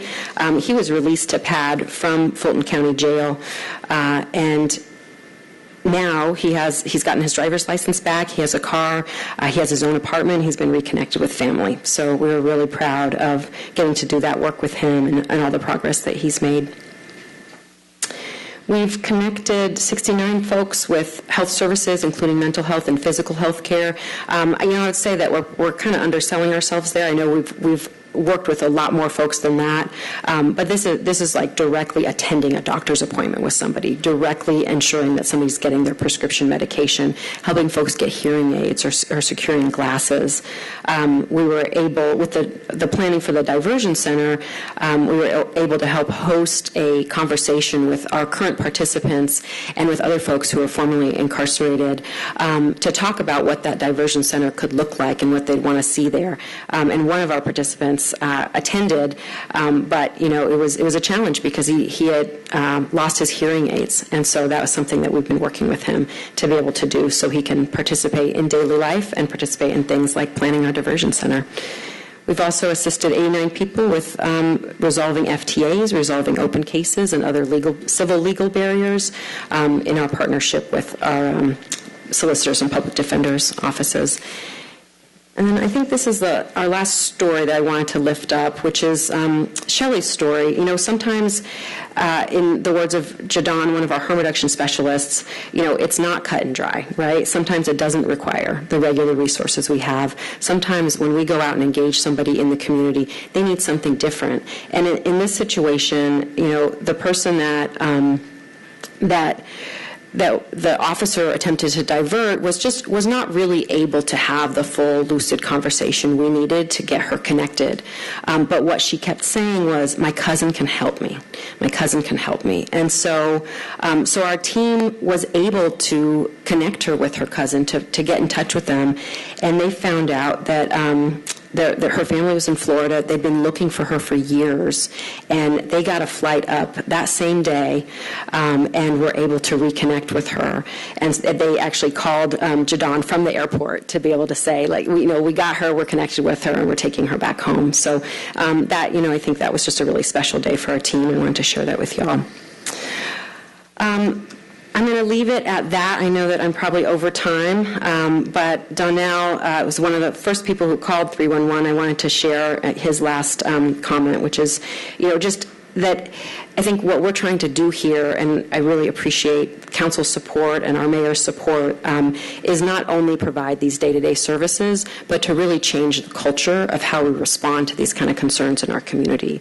And every time that we have a successful engagement with community members where they're able to see how we can respond differently, that helps shift that culture towards connecting people to care instead of focusing solely on enforcement.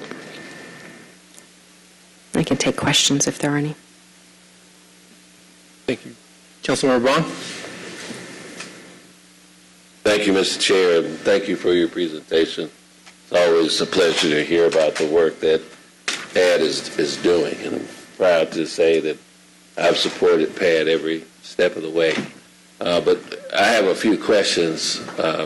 about what PAD's status is presently with the city of Atlanta vis-a-vis Fulton County. So I'm going to start off asking, how long is our contract, the city of Atlanta's contract with PAD, and when does it come up for renewal? Yeah, thank you for that.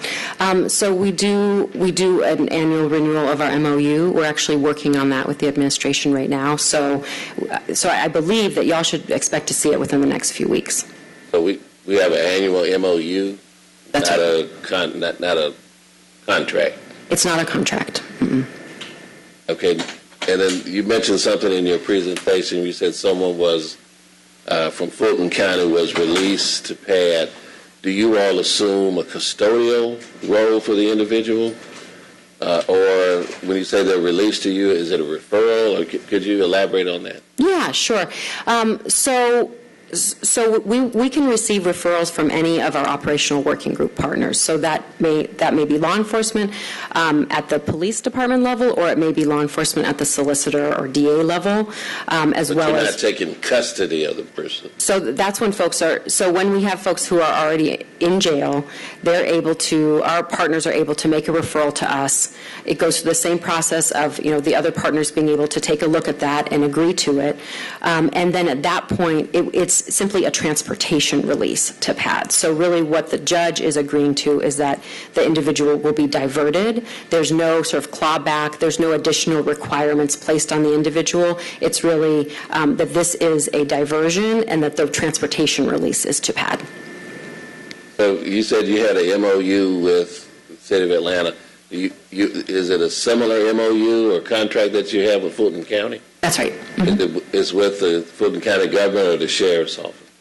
Our agreement with the county comes through the Department of Behavioral Health, Fulton County. Yep. Mm-hmm. Have you all had any conversations with Grady's with the Grady board, since you mentioned in your presentation that they're the ones that operate the day center, and those facilities that the city doesn't have? Have you all entered any kind of conversations with them?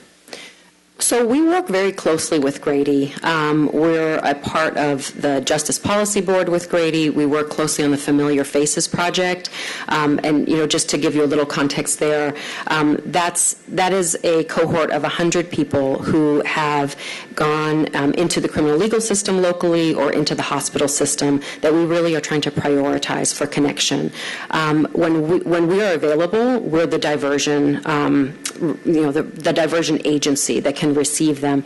When we are not available, Grady actually will be able to receive those individuals and then connect them to us. So that's, I think, a good example of our partnership of just trying to leverage our resources. APD has just actually been able to add a flag to their system so that when officers engage with somebody who is designated as a familiar face, that flag pops up for them, so officers are able to make that reconnection to us. So we're really looking forward to APD being able to connect those individuals in particular to us, whether that's during our hours or during Grady hours. That said, Grady is also a core partner on the Diversion Center project, so I think that's where we'll see a more formal agreement between those partners as we look to stand that up. There'd be a partnership between multiple groups, not just you and the board, okay?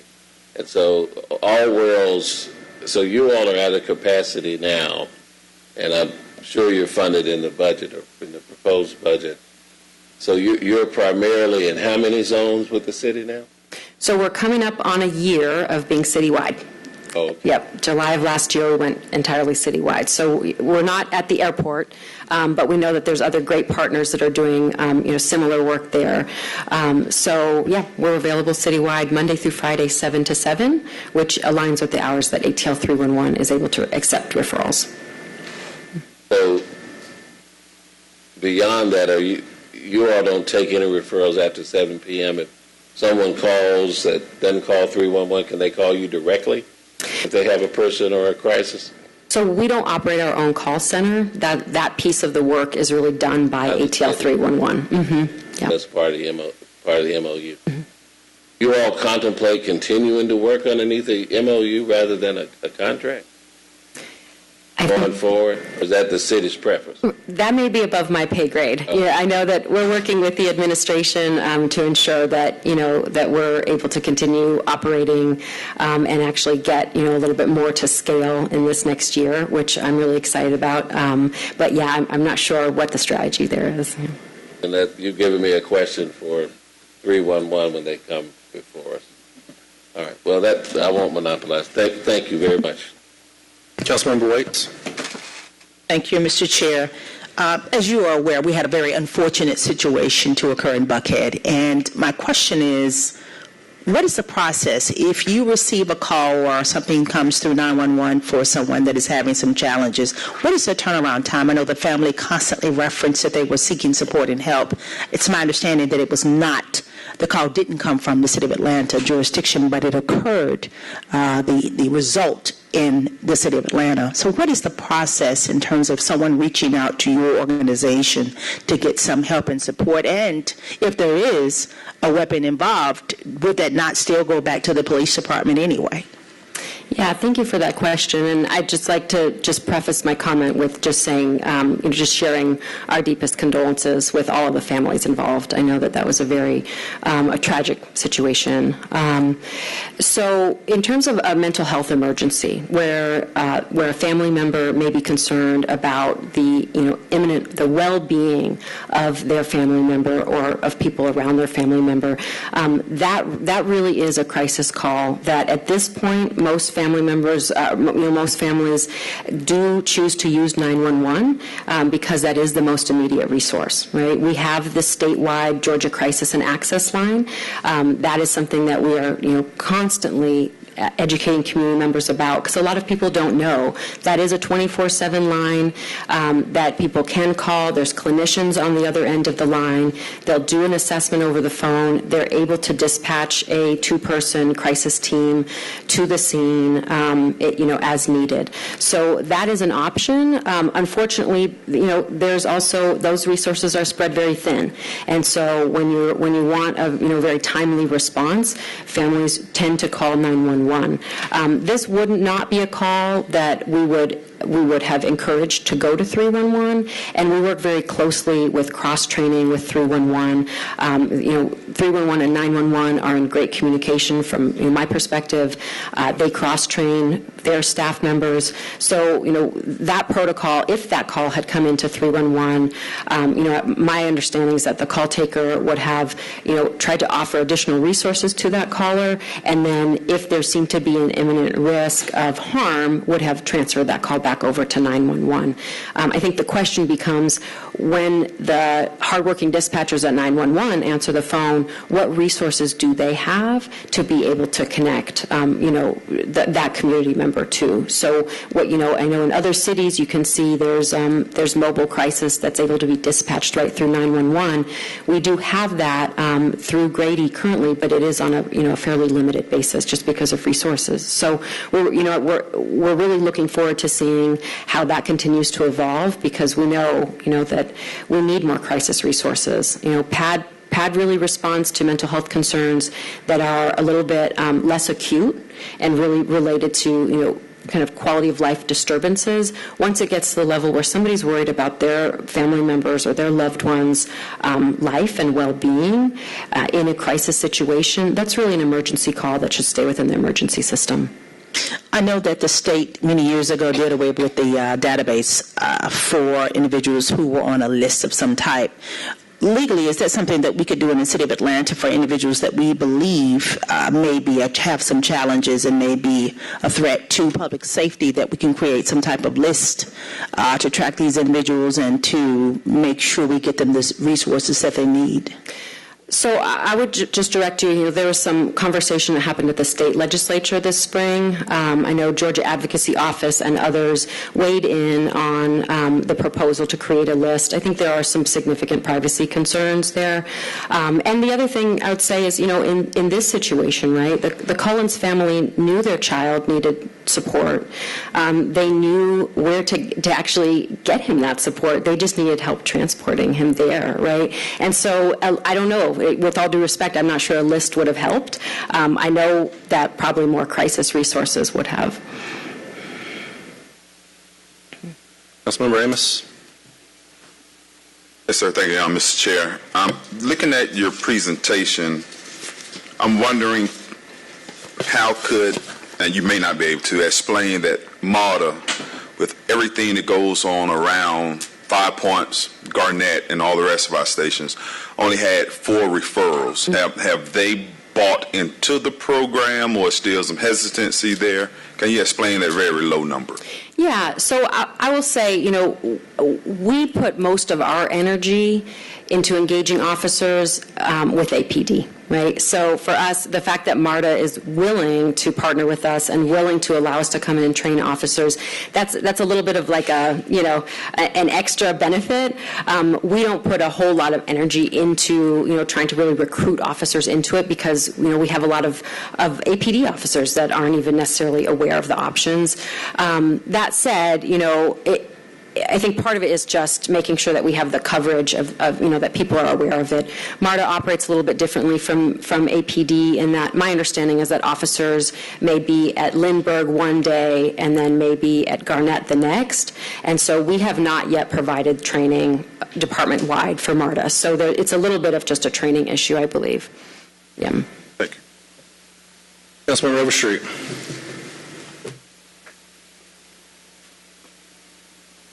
Thank you, Mookie, for your presentation today. Just a couple quick questions, because we are entering budget season, and we do need to make decisions about everything that's important to the city. So what is the percentage of the retouch or recapture, or what word did you just use, where the person that you've helped has recycled back to where they were and we're starting again? Mm-hmm. What's that percentage? So I can get back to you with probably with more numbers than this, but I believe that in terms of APD reconnecting us, we had reconnecting us with somebody that they'd already diverted. Mm-hmm. That was 5 people this year. So 5 out of 137? That's right. Right. Okay. And that to say, that's when an officer has decided to divert them to us, and then, we realize that, that officer identifies that that person has already been connected to us. Mm-hmm. That does not necessarily include when folks call 311, we're engaging with somebody, and then somebody calls back again. And part of that is because most often we're not necessarily tracking people's names. We're really addressing the situation on a case-by-case basis. So I think that's what I'm interested in. I think I'm interested in how many times are we actually reconnecting with the same people in the same situation over and over again. I want that number. Mm-hmm. I want to know, because I'm trying to see if we're putting a dent in it at all. And that would mean, Mr. under the underpass in the same area, and we've helped him, and we've cleaned up the area, and we've put him in touch with the right people and had him live there for, a week or so, and given him the connections and resources with other entities, and then he's back at square one. I want to know, how often does that happen out of the 137 in a quarter? Mm-hmm. Yeah, and I think it may be useful to look at the 311 community referrals and try and get a sense of that from location data, just because most of the people that we're getting called about are actually coming through 311 now, and we're not necessarily enrolling them in the level of case management that we're able to enroll people in who are diverted to us from law enforcement. Certainly, I can provide the information easier with law enforcement, just because we've got, we actually have people's information. For the community referrals, oftentimes it's a community member's calling and saying, hey, listen, I know y'all came out and helped Mr. Smith. Mm-hmm. It's been a couple weeks and he's back. Our team will just, we go back out. But why wouldn't you capture that information, though? Like, those numbers are important. We need to know, how often are you dealing with the exact same person in the same situation? Mm-hmm. I really would like to know that.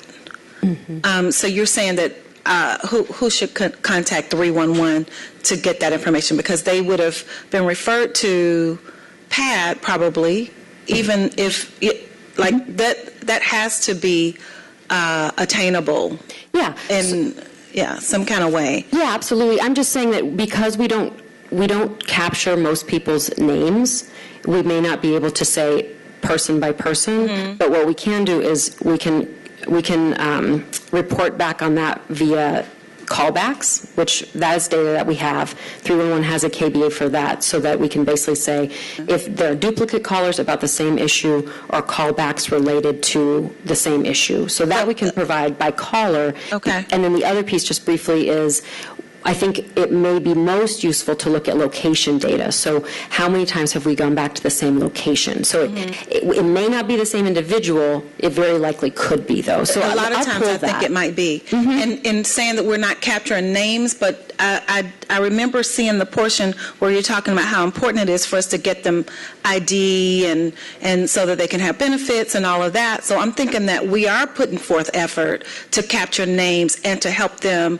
really integrate back into society in a meaningful way, and that does start with being able to be identified, right? Yes. So just to make that distinction clear, and I know it's a little, it's confusing, but when an individual is diverted to us by law enforcement, we are able to provide full care navigation support, right, which means they are enrolled as a participant with PAD.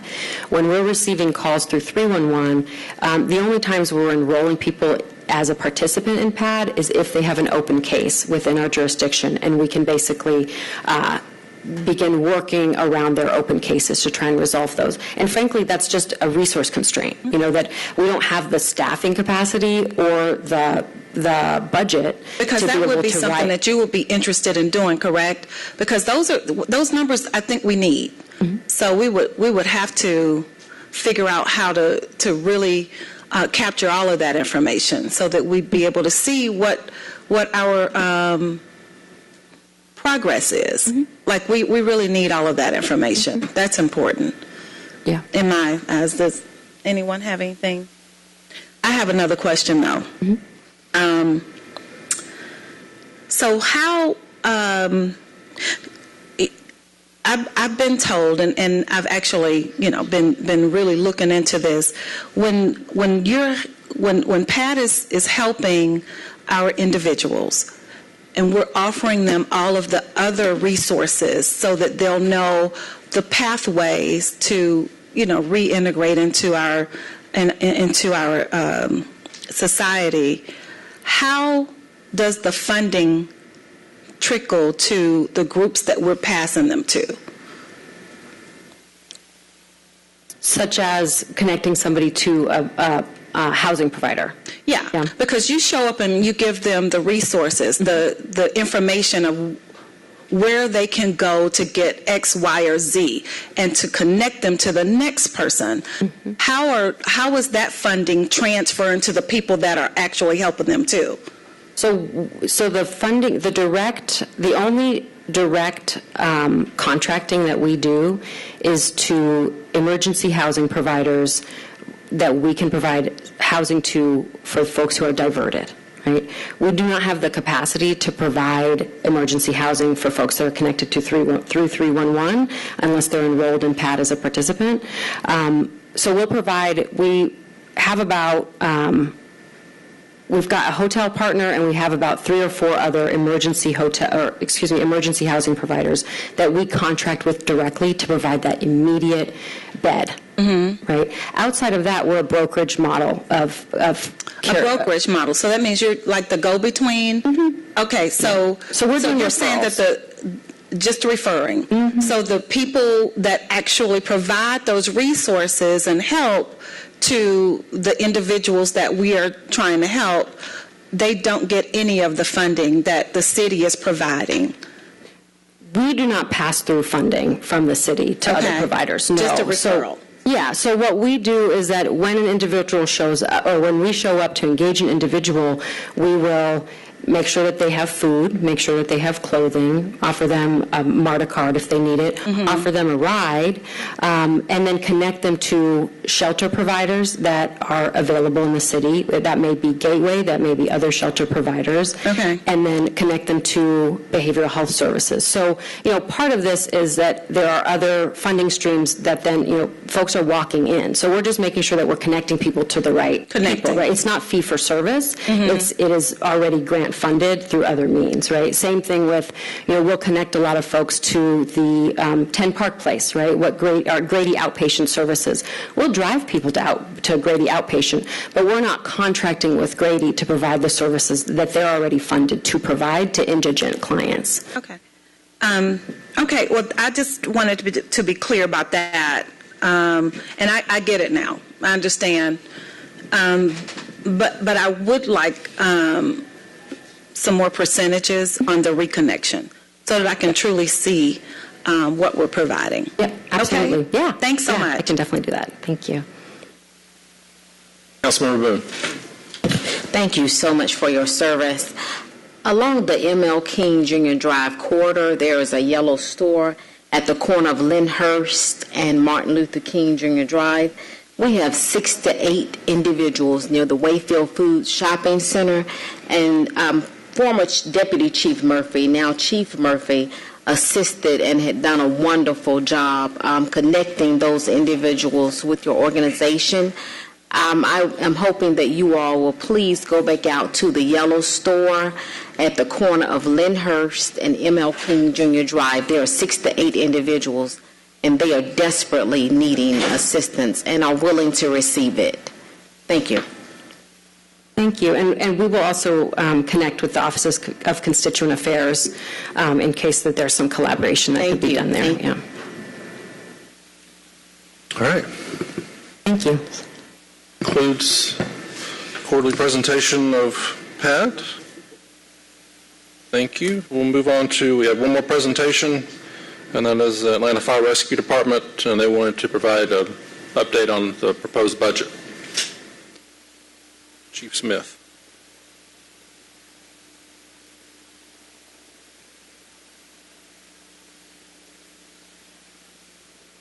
Good afternoon. President Shipman, Chairman Hillis, council members. It's my pleasure to be here today. I'm Rod Smith, Fire Chief for the City of Atlanta. On the heels of our budget meeting last week, I felt it necessary to come back and share information with you on the compensation strategy and plan that we intend to make forward with compensating our firefighters.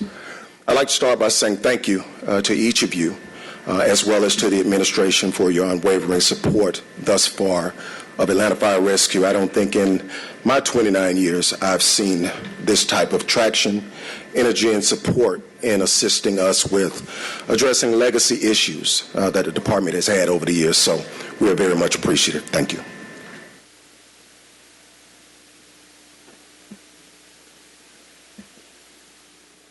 The adjustments that we are planning to make are in support of healthy conversation that we have had with the labor organization, as well as our mayor, who has shown that he's very sensitive to where we are as it relates to pay, especially in light of us being quasi-post-pandemic and the job market. What we have here is the commitments that have been made to Atlanta Fire Rescue personnel. And the mayor, as I stated earlier, is very much in support of our frontline support, and he intends to complete and exceed the pay class study that was conducted in 2019. And it will be implemented 1 year early. What will result of this is a 7 to 14% increase of pay for all ranks, with the largest sum going to the lowest ranking firefighters. On top of that, the commitment to do a pay class study, in which the RFP is already out on the street, for all city employees, and the Atlanta Fire Rescue employees will be included as well. And last and certainly not least, we have a capital improvement commitment of $51.8 million to replace 4 fire stations over the course of the next 4 years. Just to give you some historical perspective, there have been a lot of conversation about the Mercer study, the different scenarios and things of that nature. The pay class study, referred to as Mercer, was conducted in 2019. It was the result of years of conversation that was had by the administration about compensation, attraction, and retention of employees. APD took the lead in 2018 and had Mercer to complete a study for them. Fire followed suit in May of 2019, and we had a similar study done. The results were provided to the administration, and the commitment was made to provide $15.6 million towards the department for the department to address the pay compression issues and the pay compensation over the next 3.5 years. What you will see here is a copy of the original plan that was implemented. What I can share with you is that the agreed upon plan by the labor organization as well as the administration at that time was not Mercer 1 scenario nor Mercer 2. However, it was a hybrid. And that hybrid was driven by decisions being made on behalf of the department by then Fire Chief Randall Slaughter, who primarily addressed compression within the department. And he also saw some needs that he needed for us to drill in on, which were the ability to hire firefighters at a competitive rate, as well as chief officers taking appointed positions due to the compression that was in our pay structures. This study would result over 3.5 years in a 17.1 average base rate increase for all fire employees. Where we intend to go, proposed for FY23, the increases, these increases represent an increase in what was promised previously by the administration. This increase will be delivered 1 year earlier, and as I stated earlier, a pay class study is going to be done. The RFP is on the street. We're anticipating that it will start very soon. And so just wanted to let you know in closing that the administration has been very supportive in meeting the needs of Atlanta Fire Rescue. And it's evident in the commitment and the investments that they are making towards the department. And based on the conversations that I have had with the mayor and the administration since the onset of his administration, a short 5 months ago, I would not be surprised if we did not see some more things coming very soon for the men and women of Atlanta Fire Rescue. So with that, I'll leave the floor. If you have any questions, I am here and happy to answer them. Thank you, Chief. Thanks for the updates and the details. So what I believe I'm hearing is the current plan still is not to meet the Mercer 1 minimums, but to implement a plan that was done by a failed previous administration and your predecessor. Mm-hmm. And you call it a hybrid plan, but a hybrid to me is somewhere in between the two. That is correct. I mean, if you implement what I see here on this paper, for example, it shows a firefighter level 1 getting a 16.5% increase, where if you look at the scenario 1, which is the minimum of the two out of scenario 1 and scenario 2, it calls for a 25% increase in tier 1. So what seems to be confusing is this. What overall seems to be confusing is why this previous council, which we have 2 members of, or 3 members counting Councilmember Norwood of this body that weren't here last period, the last term, why are we okay? We're not okay, at least I'm not okay. I'm going to speak for my colleagues. Mm-hmm. Why is the previous and current administration okay with doing a Mercer study for APD and saying, all right, here it is, we're going to implement the whole study. But then we do a fire study, same vendor, Mercer. They come out with 2 recommendations, and we can't even meet the minimum, which is scenario 1. I mean, why are we doing this? Why can't we implement the least, which again, as I brought up in the budget presentations, is, was mentioned in a press release put out by the administration and was mentioned at the Fire Foundation breakfast that they're going to meet or exceed the Mercer recommendations. Correct. So, and it does. Where's this coming from? So what I can share with you is this. If you will look at the numbers, the holistic numbers, what was committed to by the previous administration was the $15.4 million. Again, I don't want to, thankfully, the previous administration is gone after 4 years instead of 8, very thankfully. We have a new excellent fire chief. Thank you. So this is a new day. Yes. We have a new administration. We have a new mayor. We have 9 new members of this body, including the president. We want to do what was promised to our firefighters, the minimum, scenario 1 in this budget. Or I'm not going to speak for everyone, but you can lose some budget votes. Okay, we can't do this. So what you can see on,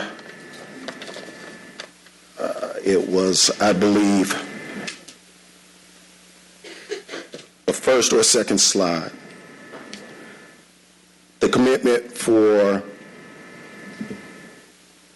the study for the city, the commitment was $15.6 million. The implementation for scenario 1, according to the Mercer study, was 15.4. So the dollars were there. It was just a matter of how that money was allocated based on the priorities established by Chief Slaughter. And so it was front-loaded for the firefighters and the chief officers because that is where we were having the biggest problems with compression. Okay. Again, staying on my stool that this is a new day, and I'm not considering the previous mayor's plan. I'm not considering what Chief Slaughter's positions were. I'm considering and wanting to implement what I've heard from Mayor Dickens and what your priorities are. So we want to help you make your department whole in implementing these minimum recommendations.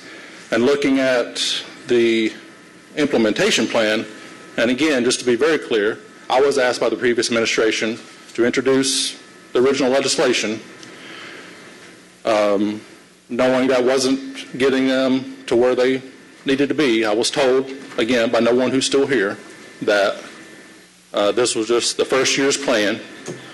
They also went about it differently than APD, which I didn't agree with and still don't agree with. And when APD implemented theirs, Chief Shields at the time said, we're starting from the bottom, giving them everything they need, because that's who's hurting the most. Our police officers, and in your case, our firefighters. What I'm seeing here in this implementation plan is the proposed FY23 increases, which again do not reflect the Mercer Scenario 1 minimums. If we implement this, the people that are furthest away from the Mercer recommendations are firefighters. We have firefighters, if this is implemented as proposed, that are still going to be $6,000 to $10,000 away from what the Mercer recommendations were. However, and again, these didn't have any increases for you, the fire chief, or the first deputy chief, but we're making them meet as far as it comes to the deputy chiefs, the assistant chief, section chief. All of those are meeting, yet we're leaving captains, lieutenants, sergeants, and firefighters anywhere from $4,000, $6,000 to $10,000 away from what the Mercer recommended minimums are. So I'm going to leave it at that, and I'm going to defer to my colleagues and see what they have to say. But thank you, Chief. And again, not only you, I'm just trying to help you and your firefighters out, because right now we're at 20 to 25% vacancy, and if this gets adopted without the Mercer minimums, I'm afraid those numbers are going to go up, and I don't want to see that. And just a little information. Our vacancy rate right now is 14%. We have 105 people that are in recruit training, and we just simply can't take any more on right now. But we are in an evergreen process, and we will continue to hire as we get the space. And as it relates to the pay, we feel that it's more than appropriate to close out what was already agreed upon in 2019 and to look forward to the upcoming pay class study to put us in a better place with fresher numbers that have changed with the market that is presenting itself now. Well, I understand that. I don't agree with it. The administration has committed to doing a pay and class study for the whole city, but again, we can do a study and not even implement it. So if we can't even implement this study that was done, 2 to 3 years ago, then how are we assured that this pay and class study that the administration has committed to, that's going to be in the budget, how do we know that that's going to be met when it's done? So, Councilmember Vaughn. Thank you, Mr. Chair. Thank you, Chief. And I agree with the Chair. We have an excellent Chief. Thank you. But why the change? Why are we taking this different approach now when the promises have not only been, they were made and confirmed by this current administration? Why the change now? So, to my understanding, the promise that was made was not necessarily scenario 1 or scenario 2. The promise that was made was to take the pay study and come up with a feasible scenario that meets the needs of the department. What the chief at that time continued to stress was compression. And so his strategy, to the point of Chief Hillis, was not to just take care of the people at the bottom. He wanted to make sure that everyone got a piece of the pie. And also he wanted to focus on the firefighters as well as the battalion chiefs, which is the first level of appointment for a chief officer. Well, I'm inclined to agree with Chairman Hillis. I think that, unfortunately, too much time has passed from my perspective on getting your department the salaries that they need. And I agree, former mayor I've known since childhood, but I thank God every day that we had an election, that we got a new administration. Because of the way the city was being run. It wasn't being run well. And I don't think there's anybody in Atlanta who would disagree with that. And I think that it is time that the council, who not only approves the budget, it's the mayor's right to submit, it, but, the budget's written on paper. It's not written in stone. And the city council has the ability to amend it. This is the largest amount of money that the city will approve as a budget, particularly over last year. So I'm sure there's room in that budget to do what our intentions, at least, were for the men and women of the Atlanta Fire Rescue Department, to handle the compression and to take care of those who are at the lower levels of the department as far as rank, not as far as quality. And so I would think that we should begin to kind of have those discussions to see how we can make the department whole.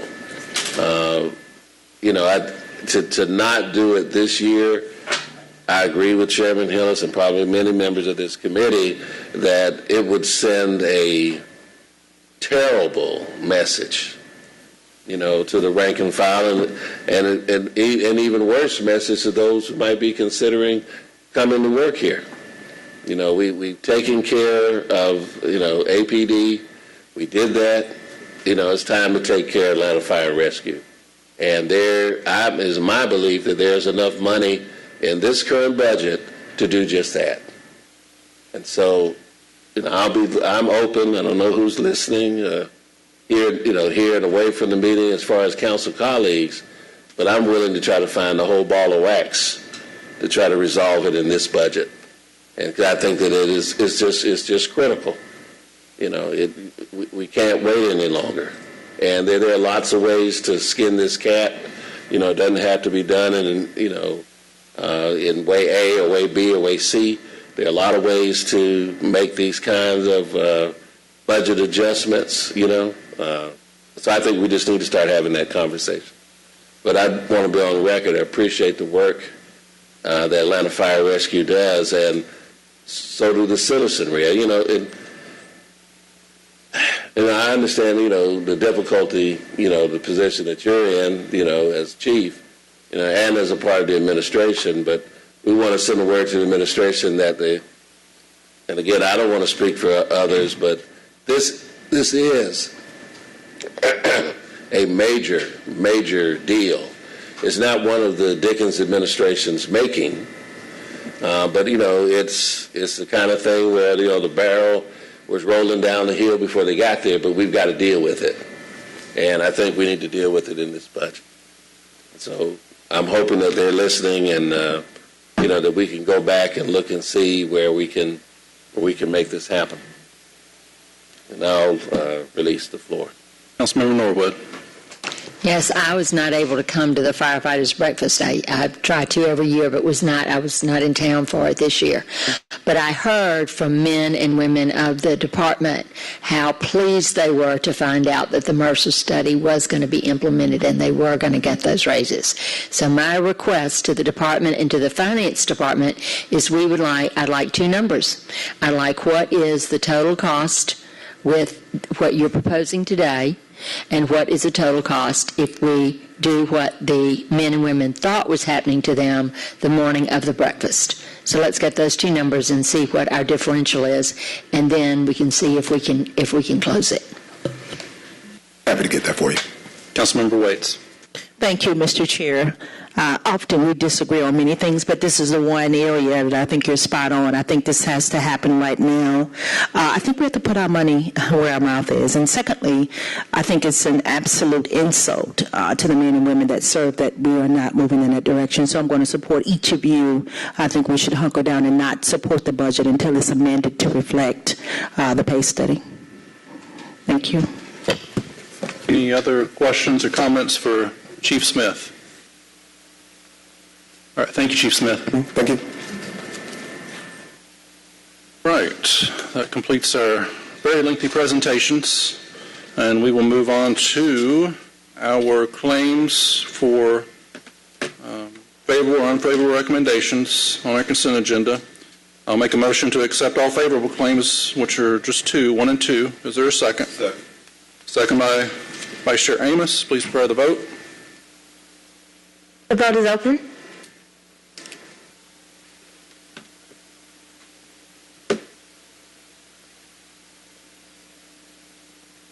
The vote is closed. 7 yeas, 0 nays. Those items are favorable. Moving on to unfavorable claims, I'll make a motion to adverse all unfavorable claims, items 3 through 38. Is there a second? Second by Vice Chair Amos. Please prepare the vote. The vote is open.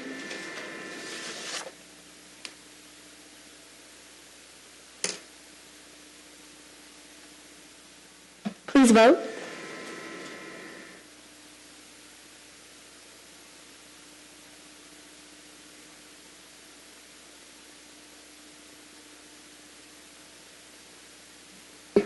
Councilmember Bond. Vote is closed.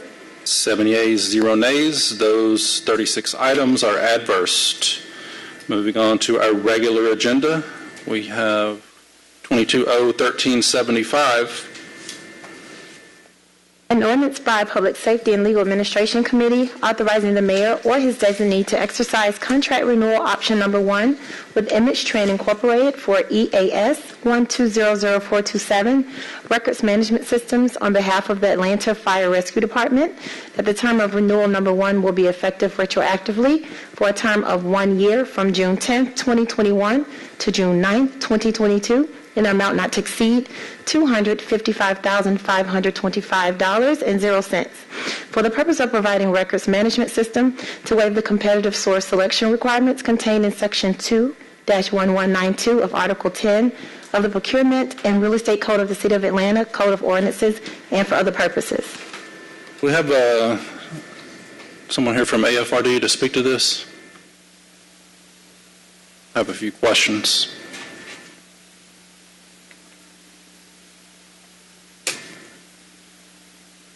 Yes, good afternoon, Committee Chair Hillis and committee members. I'm Deputy Chief Alan Burton, and actually this is to renew our this is for our first renewal on the RMS system, so we can pay it so that we can actually get back in line with our upcoming payments.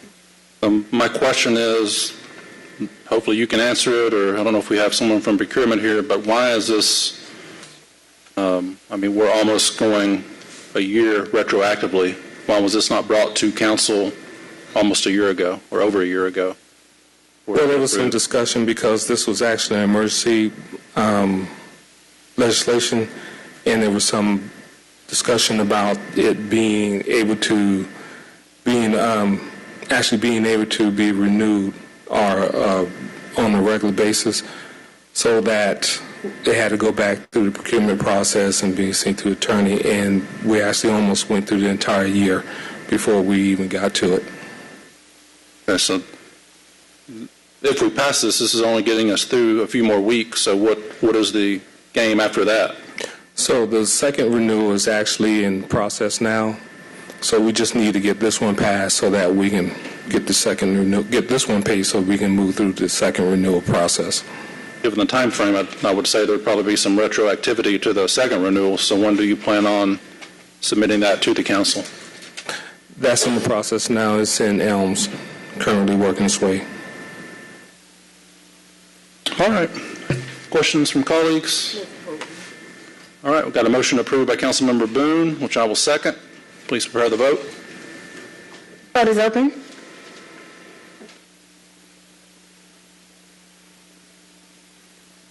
The vote is closed. 7 yeas, 0 nays. This item is favorable. Thank you, Deputy Chief Burton. Assistant Chief Burton, sorry. 22-0-1394. An ordinance by Councilmember Michael Julian Bond authorizing payment in an amount not to exceed $73,651.00 for the claim of Chester Bennett for property damage alleged to have been sustained as a result of a sewage overflow on August 30th, 2020 at 2565 Cascade Road Southwest, and for other purposes. Councilmember Vaughn has moved approval. Is there a second?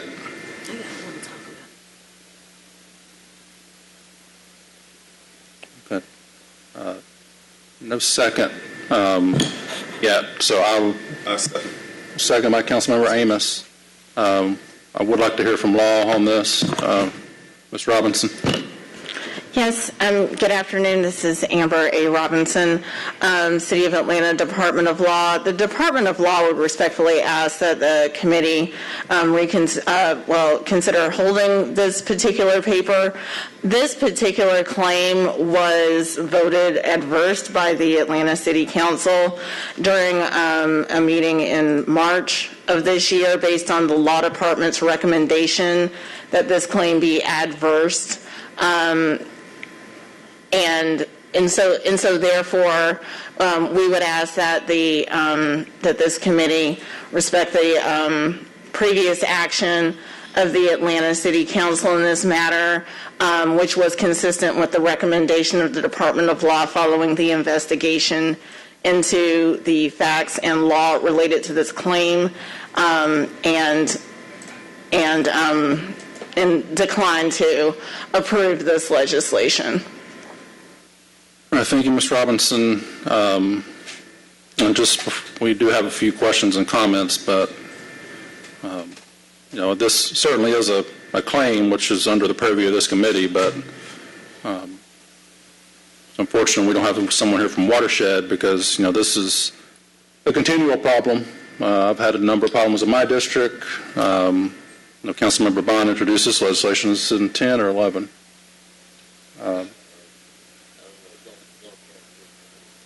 So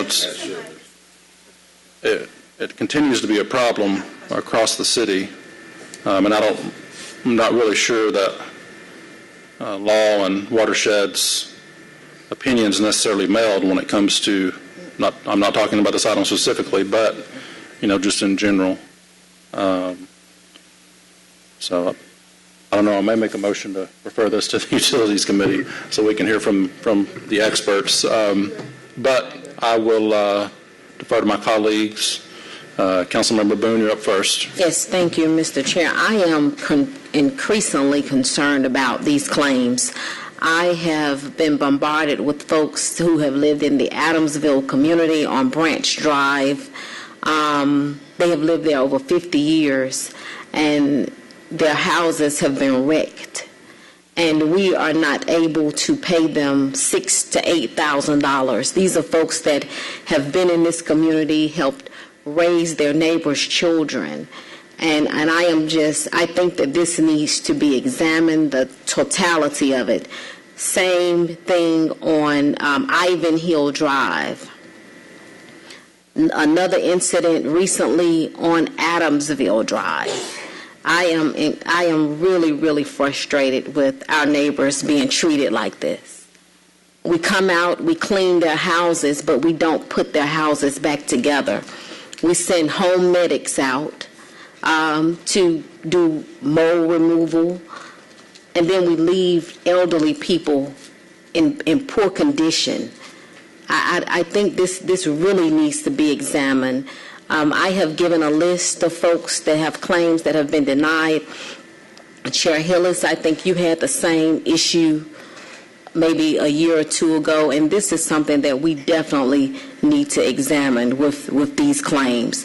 Because elderly folks that are 80 years old, 75 years old, they do not have $6,000 to $8,000 to put their homes back together. Whether it be a fund for senior citizens, something needs to be done by this. People are very angry about the way this situation has been handled, and they want some action. We cannot continue to treat our citizens like this in the city of Atlanta. Thank you, Councilmember Boone. We have two more, but just I don't believe anyone has so far, but just please keep it general. I don't want to get into specific cases. If we want to get into specific cases, even the one that is before us, we'll need to move into executive session. So please keep the comments and questions general, and we'll move on to the next speaker, Councilmember Overstreet. Okay, so generally speaking, I definitely agree with my colleagues, especially in situations where, we've helped up to a point as a city, and they're not able to finish. And it is important that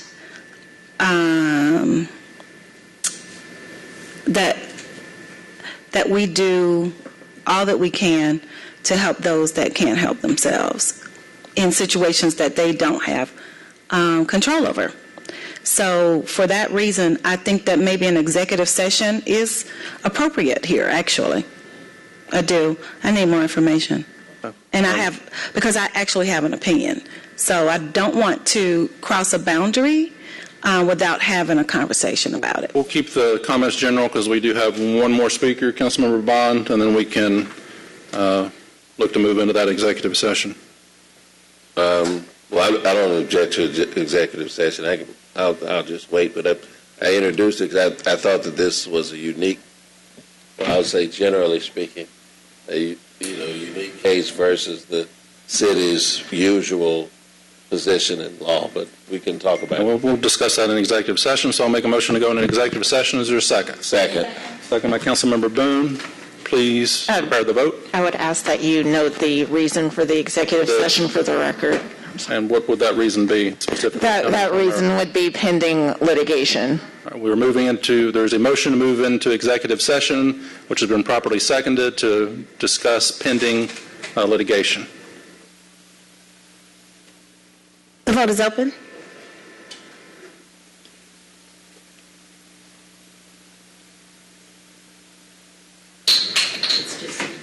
The vote is closed.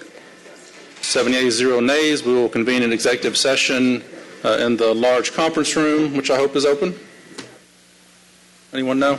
Okay, we'll go check it out, and we'll be back. Thank you.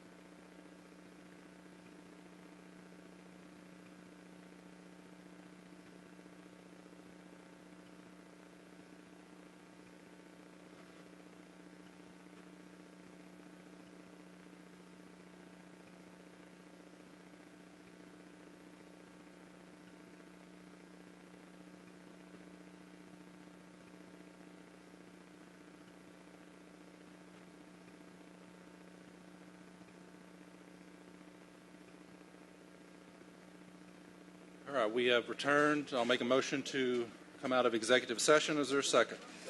Second by Councilmember Bond. Please prepare the vote.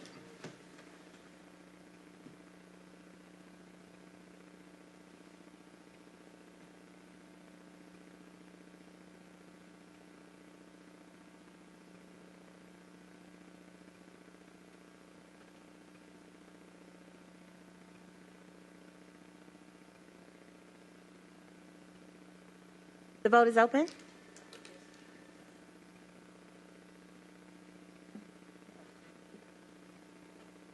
The vote is closed.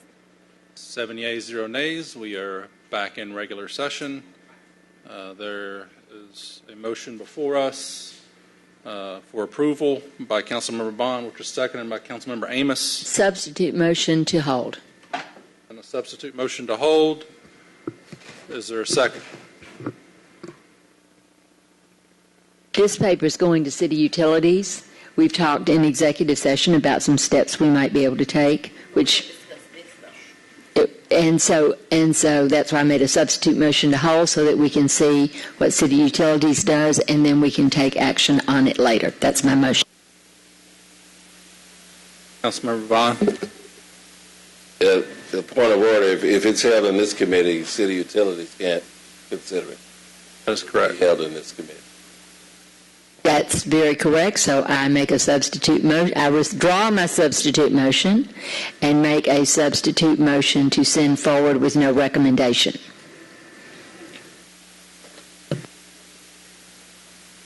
A substitute motion dies for lack of a second. We're back to the original motion to approve by Councilmember Bond, seconded by Councilmember Amos. Please prepare the vote. The vote is open.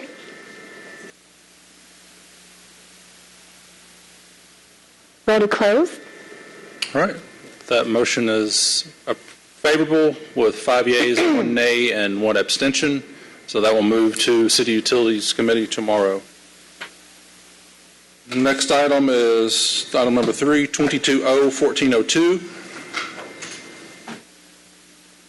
An ordinance by Councilmember Andrea L. Boone authorizing the mayor or his designee on behalf of the City of Atlanta to execute a ground lease agreement with the Atlanta Police Foundation for the property located at 2175 Martin Luther King Jr. Drive, Atlanta, Fulton County, Georgia, tax parcel ID 14-0180-0002-0795 for a lease term not to exceed 50 years to be used for an at-Promise Youth Community Center serving at-risk youth, waiving the competitive procurement provisions contained in Article 10, Procurement and Real Estate Code of the City Code of Ordinances, and for other purposes. Motion to approve. Approved by Amos. Is there a second? Second by Councilmember Boone. We do have proper motion and second, but we do have Deputy COO Burks before us. Would you like to say any words? No, just to say thank you, Mr. Chair, and members of the committee. LaShondra Burks, Deputy Chief Operating Officer. I was here if there were any questions, but it seems like from the cheerleading performance by Councilmember Boone that we may not have any questions, but here if there are any. The cheerleader apparently has a question or comment. Yes, just wanting to thank the Atlanta Police Foundation, Deputy COO Burks and Ms. Karen Rogers and all that have championed for this to come to the ML King Jr. Drive corridor. We are going parcel by parcel to enhance that corridor named after the same famous civil rights leader, ML King. So thank you again for this, and we are so grateful. Thank you, and thanks again I want to just acknowledge that Ms. Karen Rogers is here from the Atlanta Police Foundation for our partnership. Thank you, Deputy COO Burks. Thank you, Ms. Rogers. Please prepare the vote. The vote is open. The vote is closed.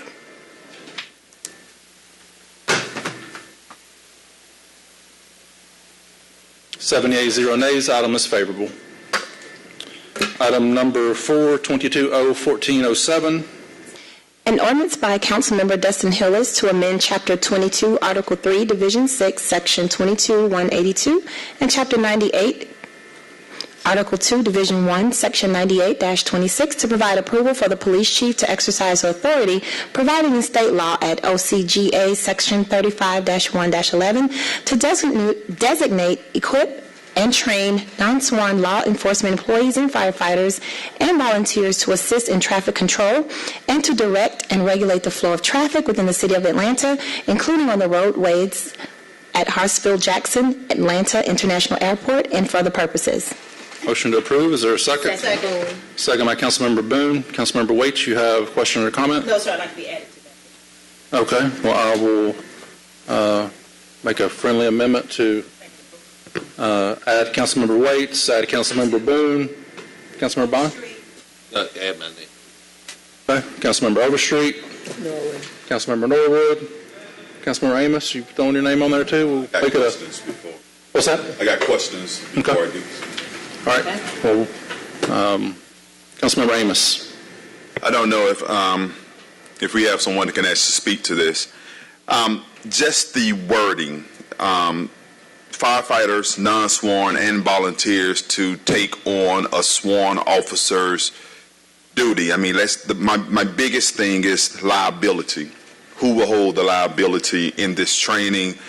Continuous training. Is there money in the budget to do this training? I just had a bunch of questions. I don't know if Deputy Chief. Deputy Chief Pete.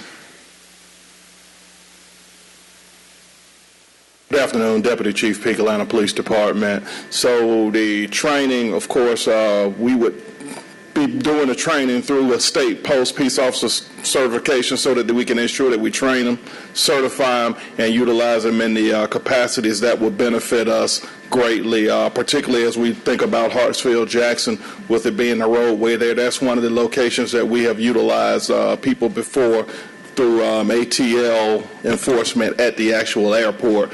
So it would be a similar situation where we would train and ensure that they are certified to do whatever that would be. And it wouldn't be a situation that we would be using them for critical incidents. We would still use our sworn law enforcement officers for those specific issues. Okay. So at that point, once they are trained, they would be covered by, I guess, the same city insurance that covers your sworn officers. And then volunteers, how would we mandate the training of volunteers, the continuous training of volunteers? Because I just figured to direct traffic with the laws changing is not one training and you never take a training again. So. Correct. On the volunteer part, I'd have to really look at to see what capacity we would use them for. I don't have that, so I'd have to get back with the body to really get a better understanding. What we're looking at is the actual ones where we'll actually employ people to use them as force multipliers in those specific incidents, but not large mass. That's it. All right. Councilmember Waits, Okay, do you have additional questions? Thank you. Ms. Robinson? Yes, I did want to just note that the language specifically that states that the persons eligible for this training are law enforcement employees, firefighters, and volunteers comes directly from the state law. That is not language that the city has developed. So there is a specific state statute that provides that upon the approval of the governing body, the chief of police shall have the authority to train law enforcement employees, firefighters, and volunteers to assist in traffic control within the jurisdiction, and in our case, in the jurisdiction at the airport. So that's where that comes from. This is a policy as provided by the state of Georgia to do that, but of course the authority given doesn't require that we would choose to train firefighters and volunteers and as well as law enforcement employees. We could choose to train our own employees only. Thank you, Ms. Robinson. Councilmember Amos? I would like to add my name to the bill. Please also add Councilmember Amos's name. Sir, I won't belabor the point, but just to echo, it's a thoughtful question, and thank you. I've had the opportunity to spend 15 years in emergency management, and throughout my travels around the country, many of the rural communities utilize volunteer services in terms of supplementing their budgets, and they're very, very effective. But thank you for that question. Yeah, and I'll just add, work very carefully with APD and the law department to prepare this to, provide some relief, at a 20% vacancy rate. We need to use our sworn officers for the most important situations, and use ATL enforcement and our other resources to do simple things like direct that traffic.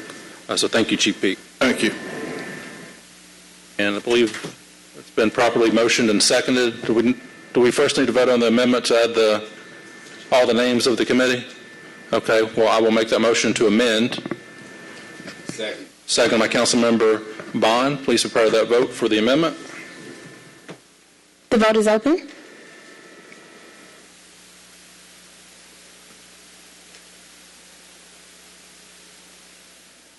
The vote is closed. 7 yeas, 0 nays. Amendment is successful. I'll make a motion to approve as amended. Is there a second? Second. Second by Councilmember Norwood. Please prepare the vote. The vote is open.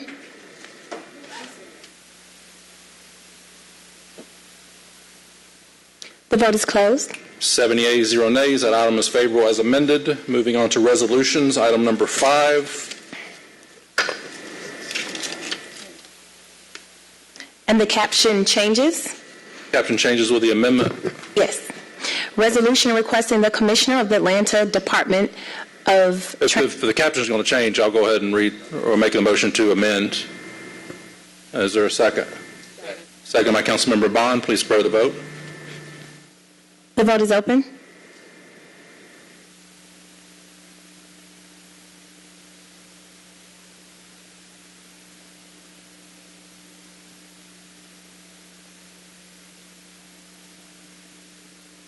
Please vote. The vote is closed. 7 yeas, 0 nays. The amended version is now before us.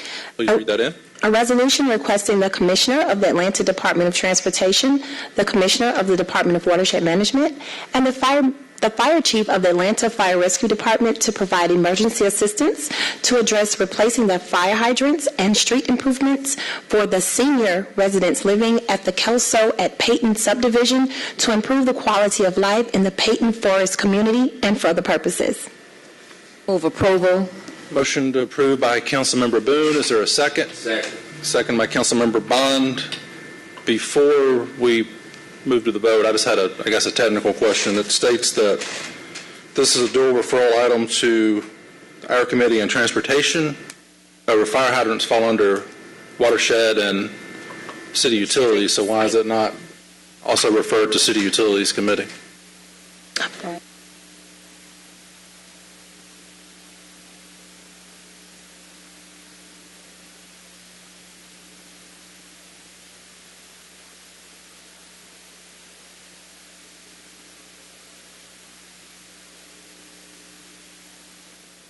One moment, Mr. Chair. Yes, ma'am.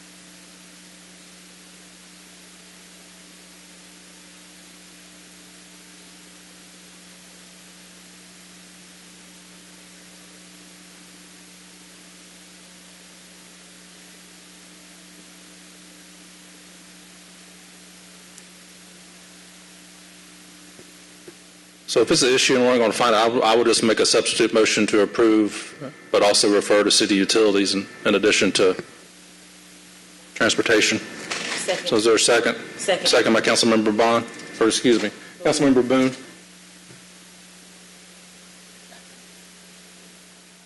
The vote is open.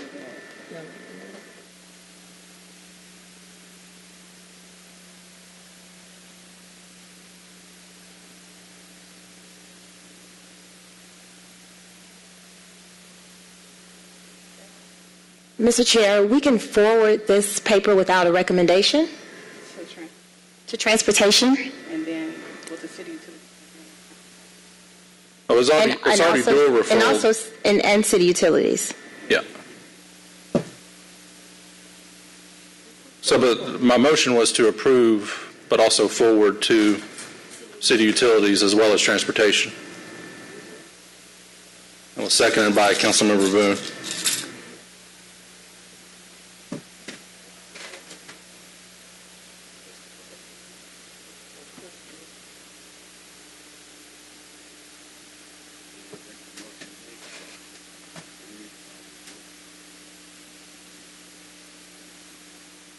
Mr. Chair, we can forward the motion without a recommendation to city utilities, but we can't. We don't physically have the option to We'll sort the approve. technical out later, but that's my motion, Second. which was seconded by Councilmember Boone. Right. So maybe the software is not agreeing with what we are allowed to do, but we are allowed to do that. So we can sort that out later, and then we can see this tomorrow in city utilities, and then transportation.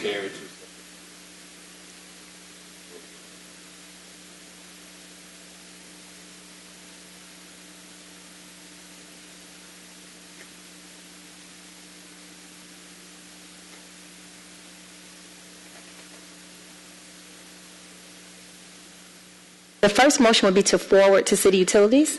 No? And the second is going to be for first city. The second motion is to forward to city utilities. Correct? Right.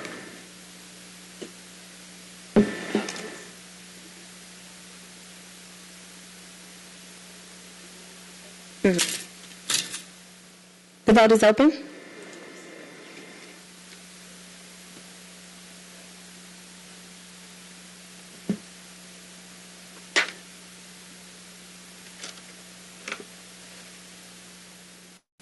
The vote is closed. 6 yeas, 0 nays. That item is approved and forwarded to the City Utilities Committee tomorrow. Next item is item number 6. A resolution by Councilmember Dustin Hillis authorizing the mayor or his designee to execute renewal number 1 for FC 9098 Inmate Commissary and Trust Fund Services with Keith Commissary Network, LLC, on behalf of the Department of Corrections for a term of 1 year in an amount not to exceed $540,000.00. All funds shall be charged to and paid from the accounts listed herein and for other purposes. Motion to approve. Is there a second? Second by Councilmember Waits. Please prepare the vote. The vote is open.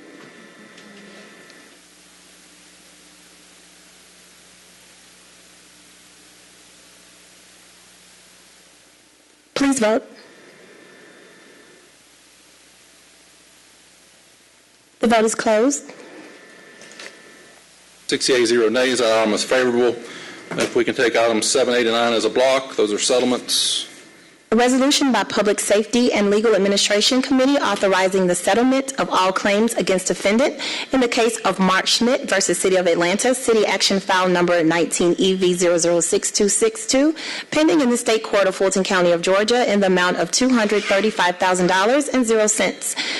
Authorizing the settlement amount to be charged to and paid from the accounts listed, authorizing the Chief Financial Officer to distribute the settlement amount and for other purposes. A resolution by Public Safety and Legal Administration Committee authorizing the settlement of all claims against the City of Atlanta in the case of Tyreeka Ricks versus City of Atlanta, City of Atlanta Department of Public Works, Atlanta Office Transportation, Georgia Power Company, and John Doe 1 through 5, Civil Action Number 2019 CV 321294, Fulton County Superior Court in the amount of $19,000, authorizing said amount to be paid from the accounts listed, authorizing the Chief Financial Officer to distribute the total settlement amount and for other purposes.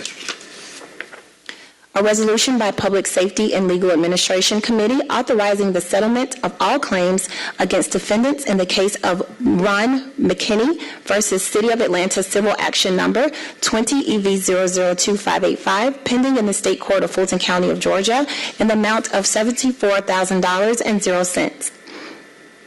Authorizing the settlement amount to be charged to and paid from the account numbers listed herein, authorizing the Chief Financial Officer to distribute the settlement amount and for other purposes.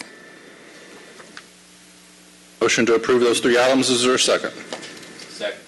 Second by Councilmember Bond. Please prepare the vote. The vote is open.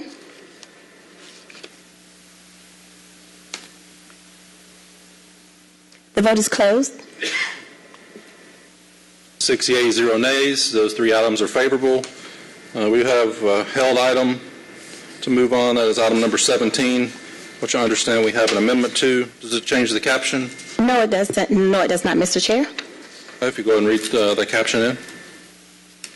An ordinance by council members Andrea L. Boone, Marcy Collier Overstreet, Jason Winston, Byron D. Amos, Mary Norwood, Antonio Lewis, Michael Julian Bond, Matt Westmoreland, and Keisha Sean Waits, an ordinance to amend the City of Atlanta Code of Ordinances, Article 3, Appendix E, Section 31, to modify the manner in which members of the NREM Review Board are appointed, to provide that the composition of the board shall include members that are appointed by the Atlanta City Council and for other purposes.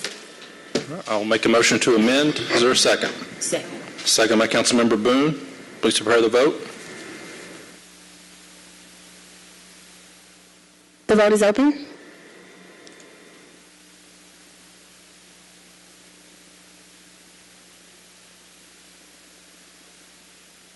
The vote is closed. 6 yeas, 0 nays. That amendment is favorable. I'll make a motion to approve as amended. Is there a second? Second. Second by Councilmember Boone. Please prepare the vote. The vote is open.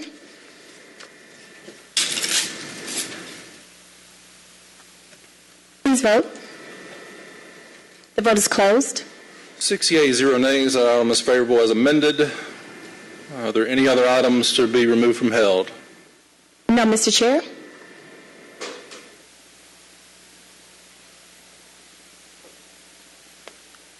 Like to remove item 22-R-3407.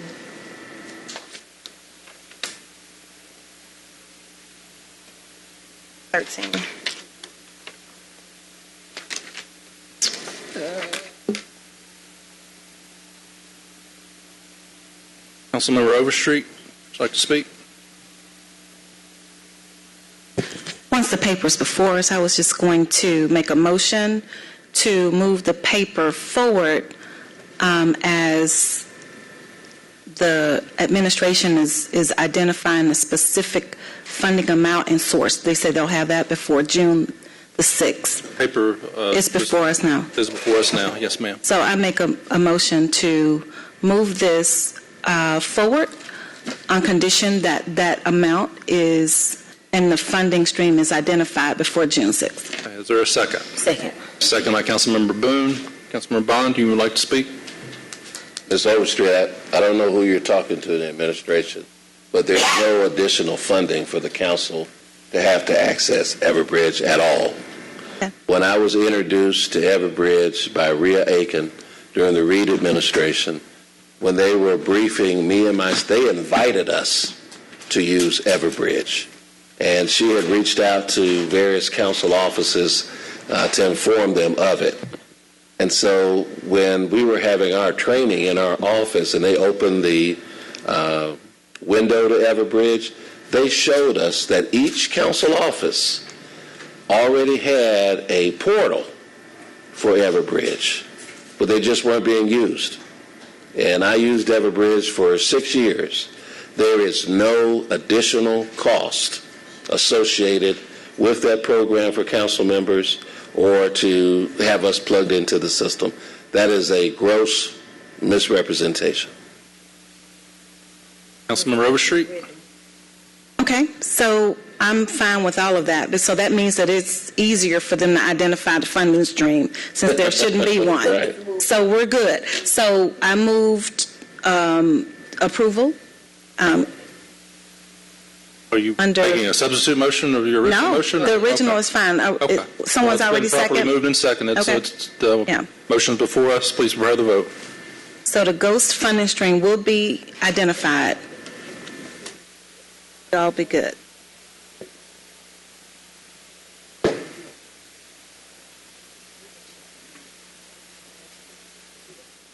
Councilmember Overstreet, can you repeat your motion? I moved this piece of legislation forward on the condition to allow the funding stream to be identified before June 6th, our full council. The vote is open.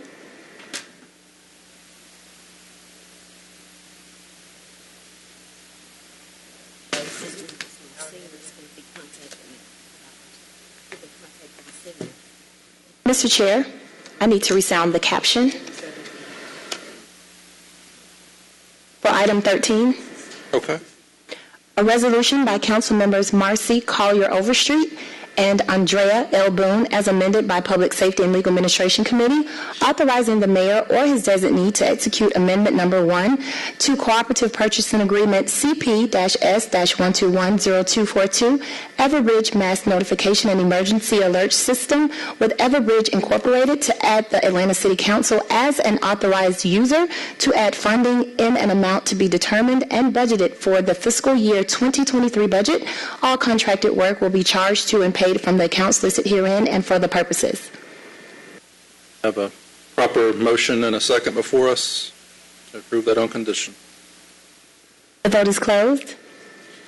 6 yeas, 0 nays. That item is favorable on condition. I believe that completes our legislative agenda. Any comments, questions, well wishes from committee members? I'd like to officially ask that the Chief Judge of the Municipal Court present to us next meeting on the signature bond executive order, which he would like for us to be aware of and discuss with us. Second. Thank you, Councilmember Norwood. Councilmember Boone. Yes, I would like to offer condolences to the family and friends of Pastor Mildred Howell, who was murdered while doing her business with the people. She pastored a church on Metropolitan Parkway, and we wish condolences and prayers to the family of Reverend Mildred Harrell, who was brutally murdered last week. Councilmember Bond. Thank you. Just want to announce that this week's Hello Fresh will be down at the Oak Hill Child Adolescent Center and Family Center at 2805 Metropolitan Parkway, 30315, this Wednesday, May the 25th at 3 p.m.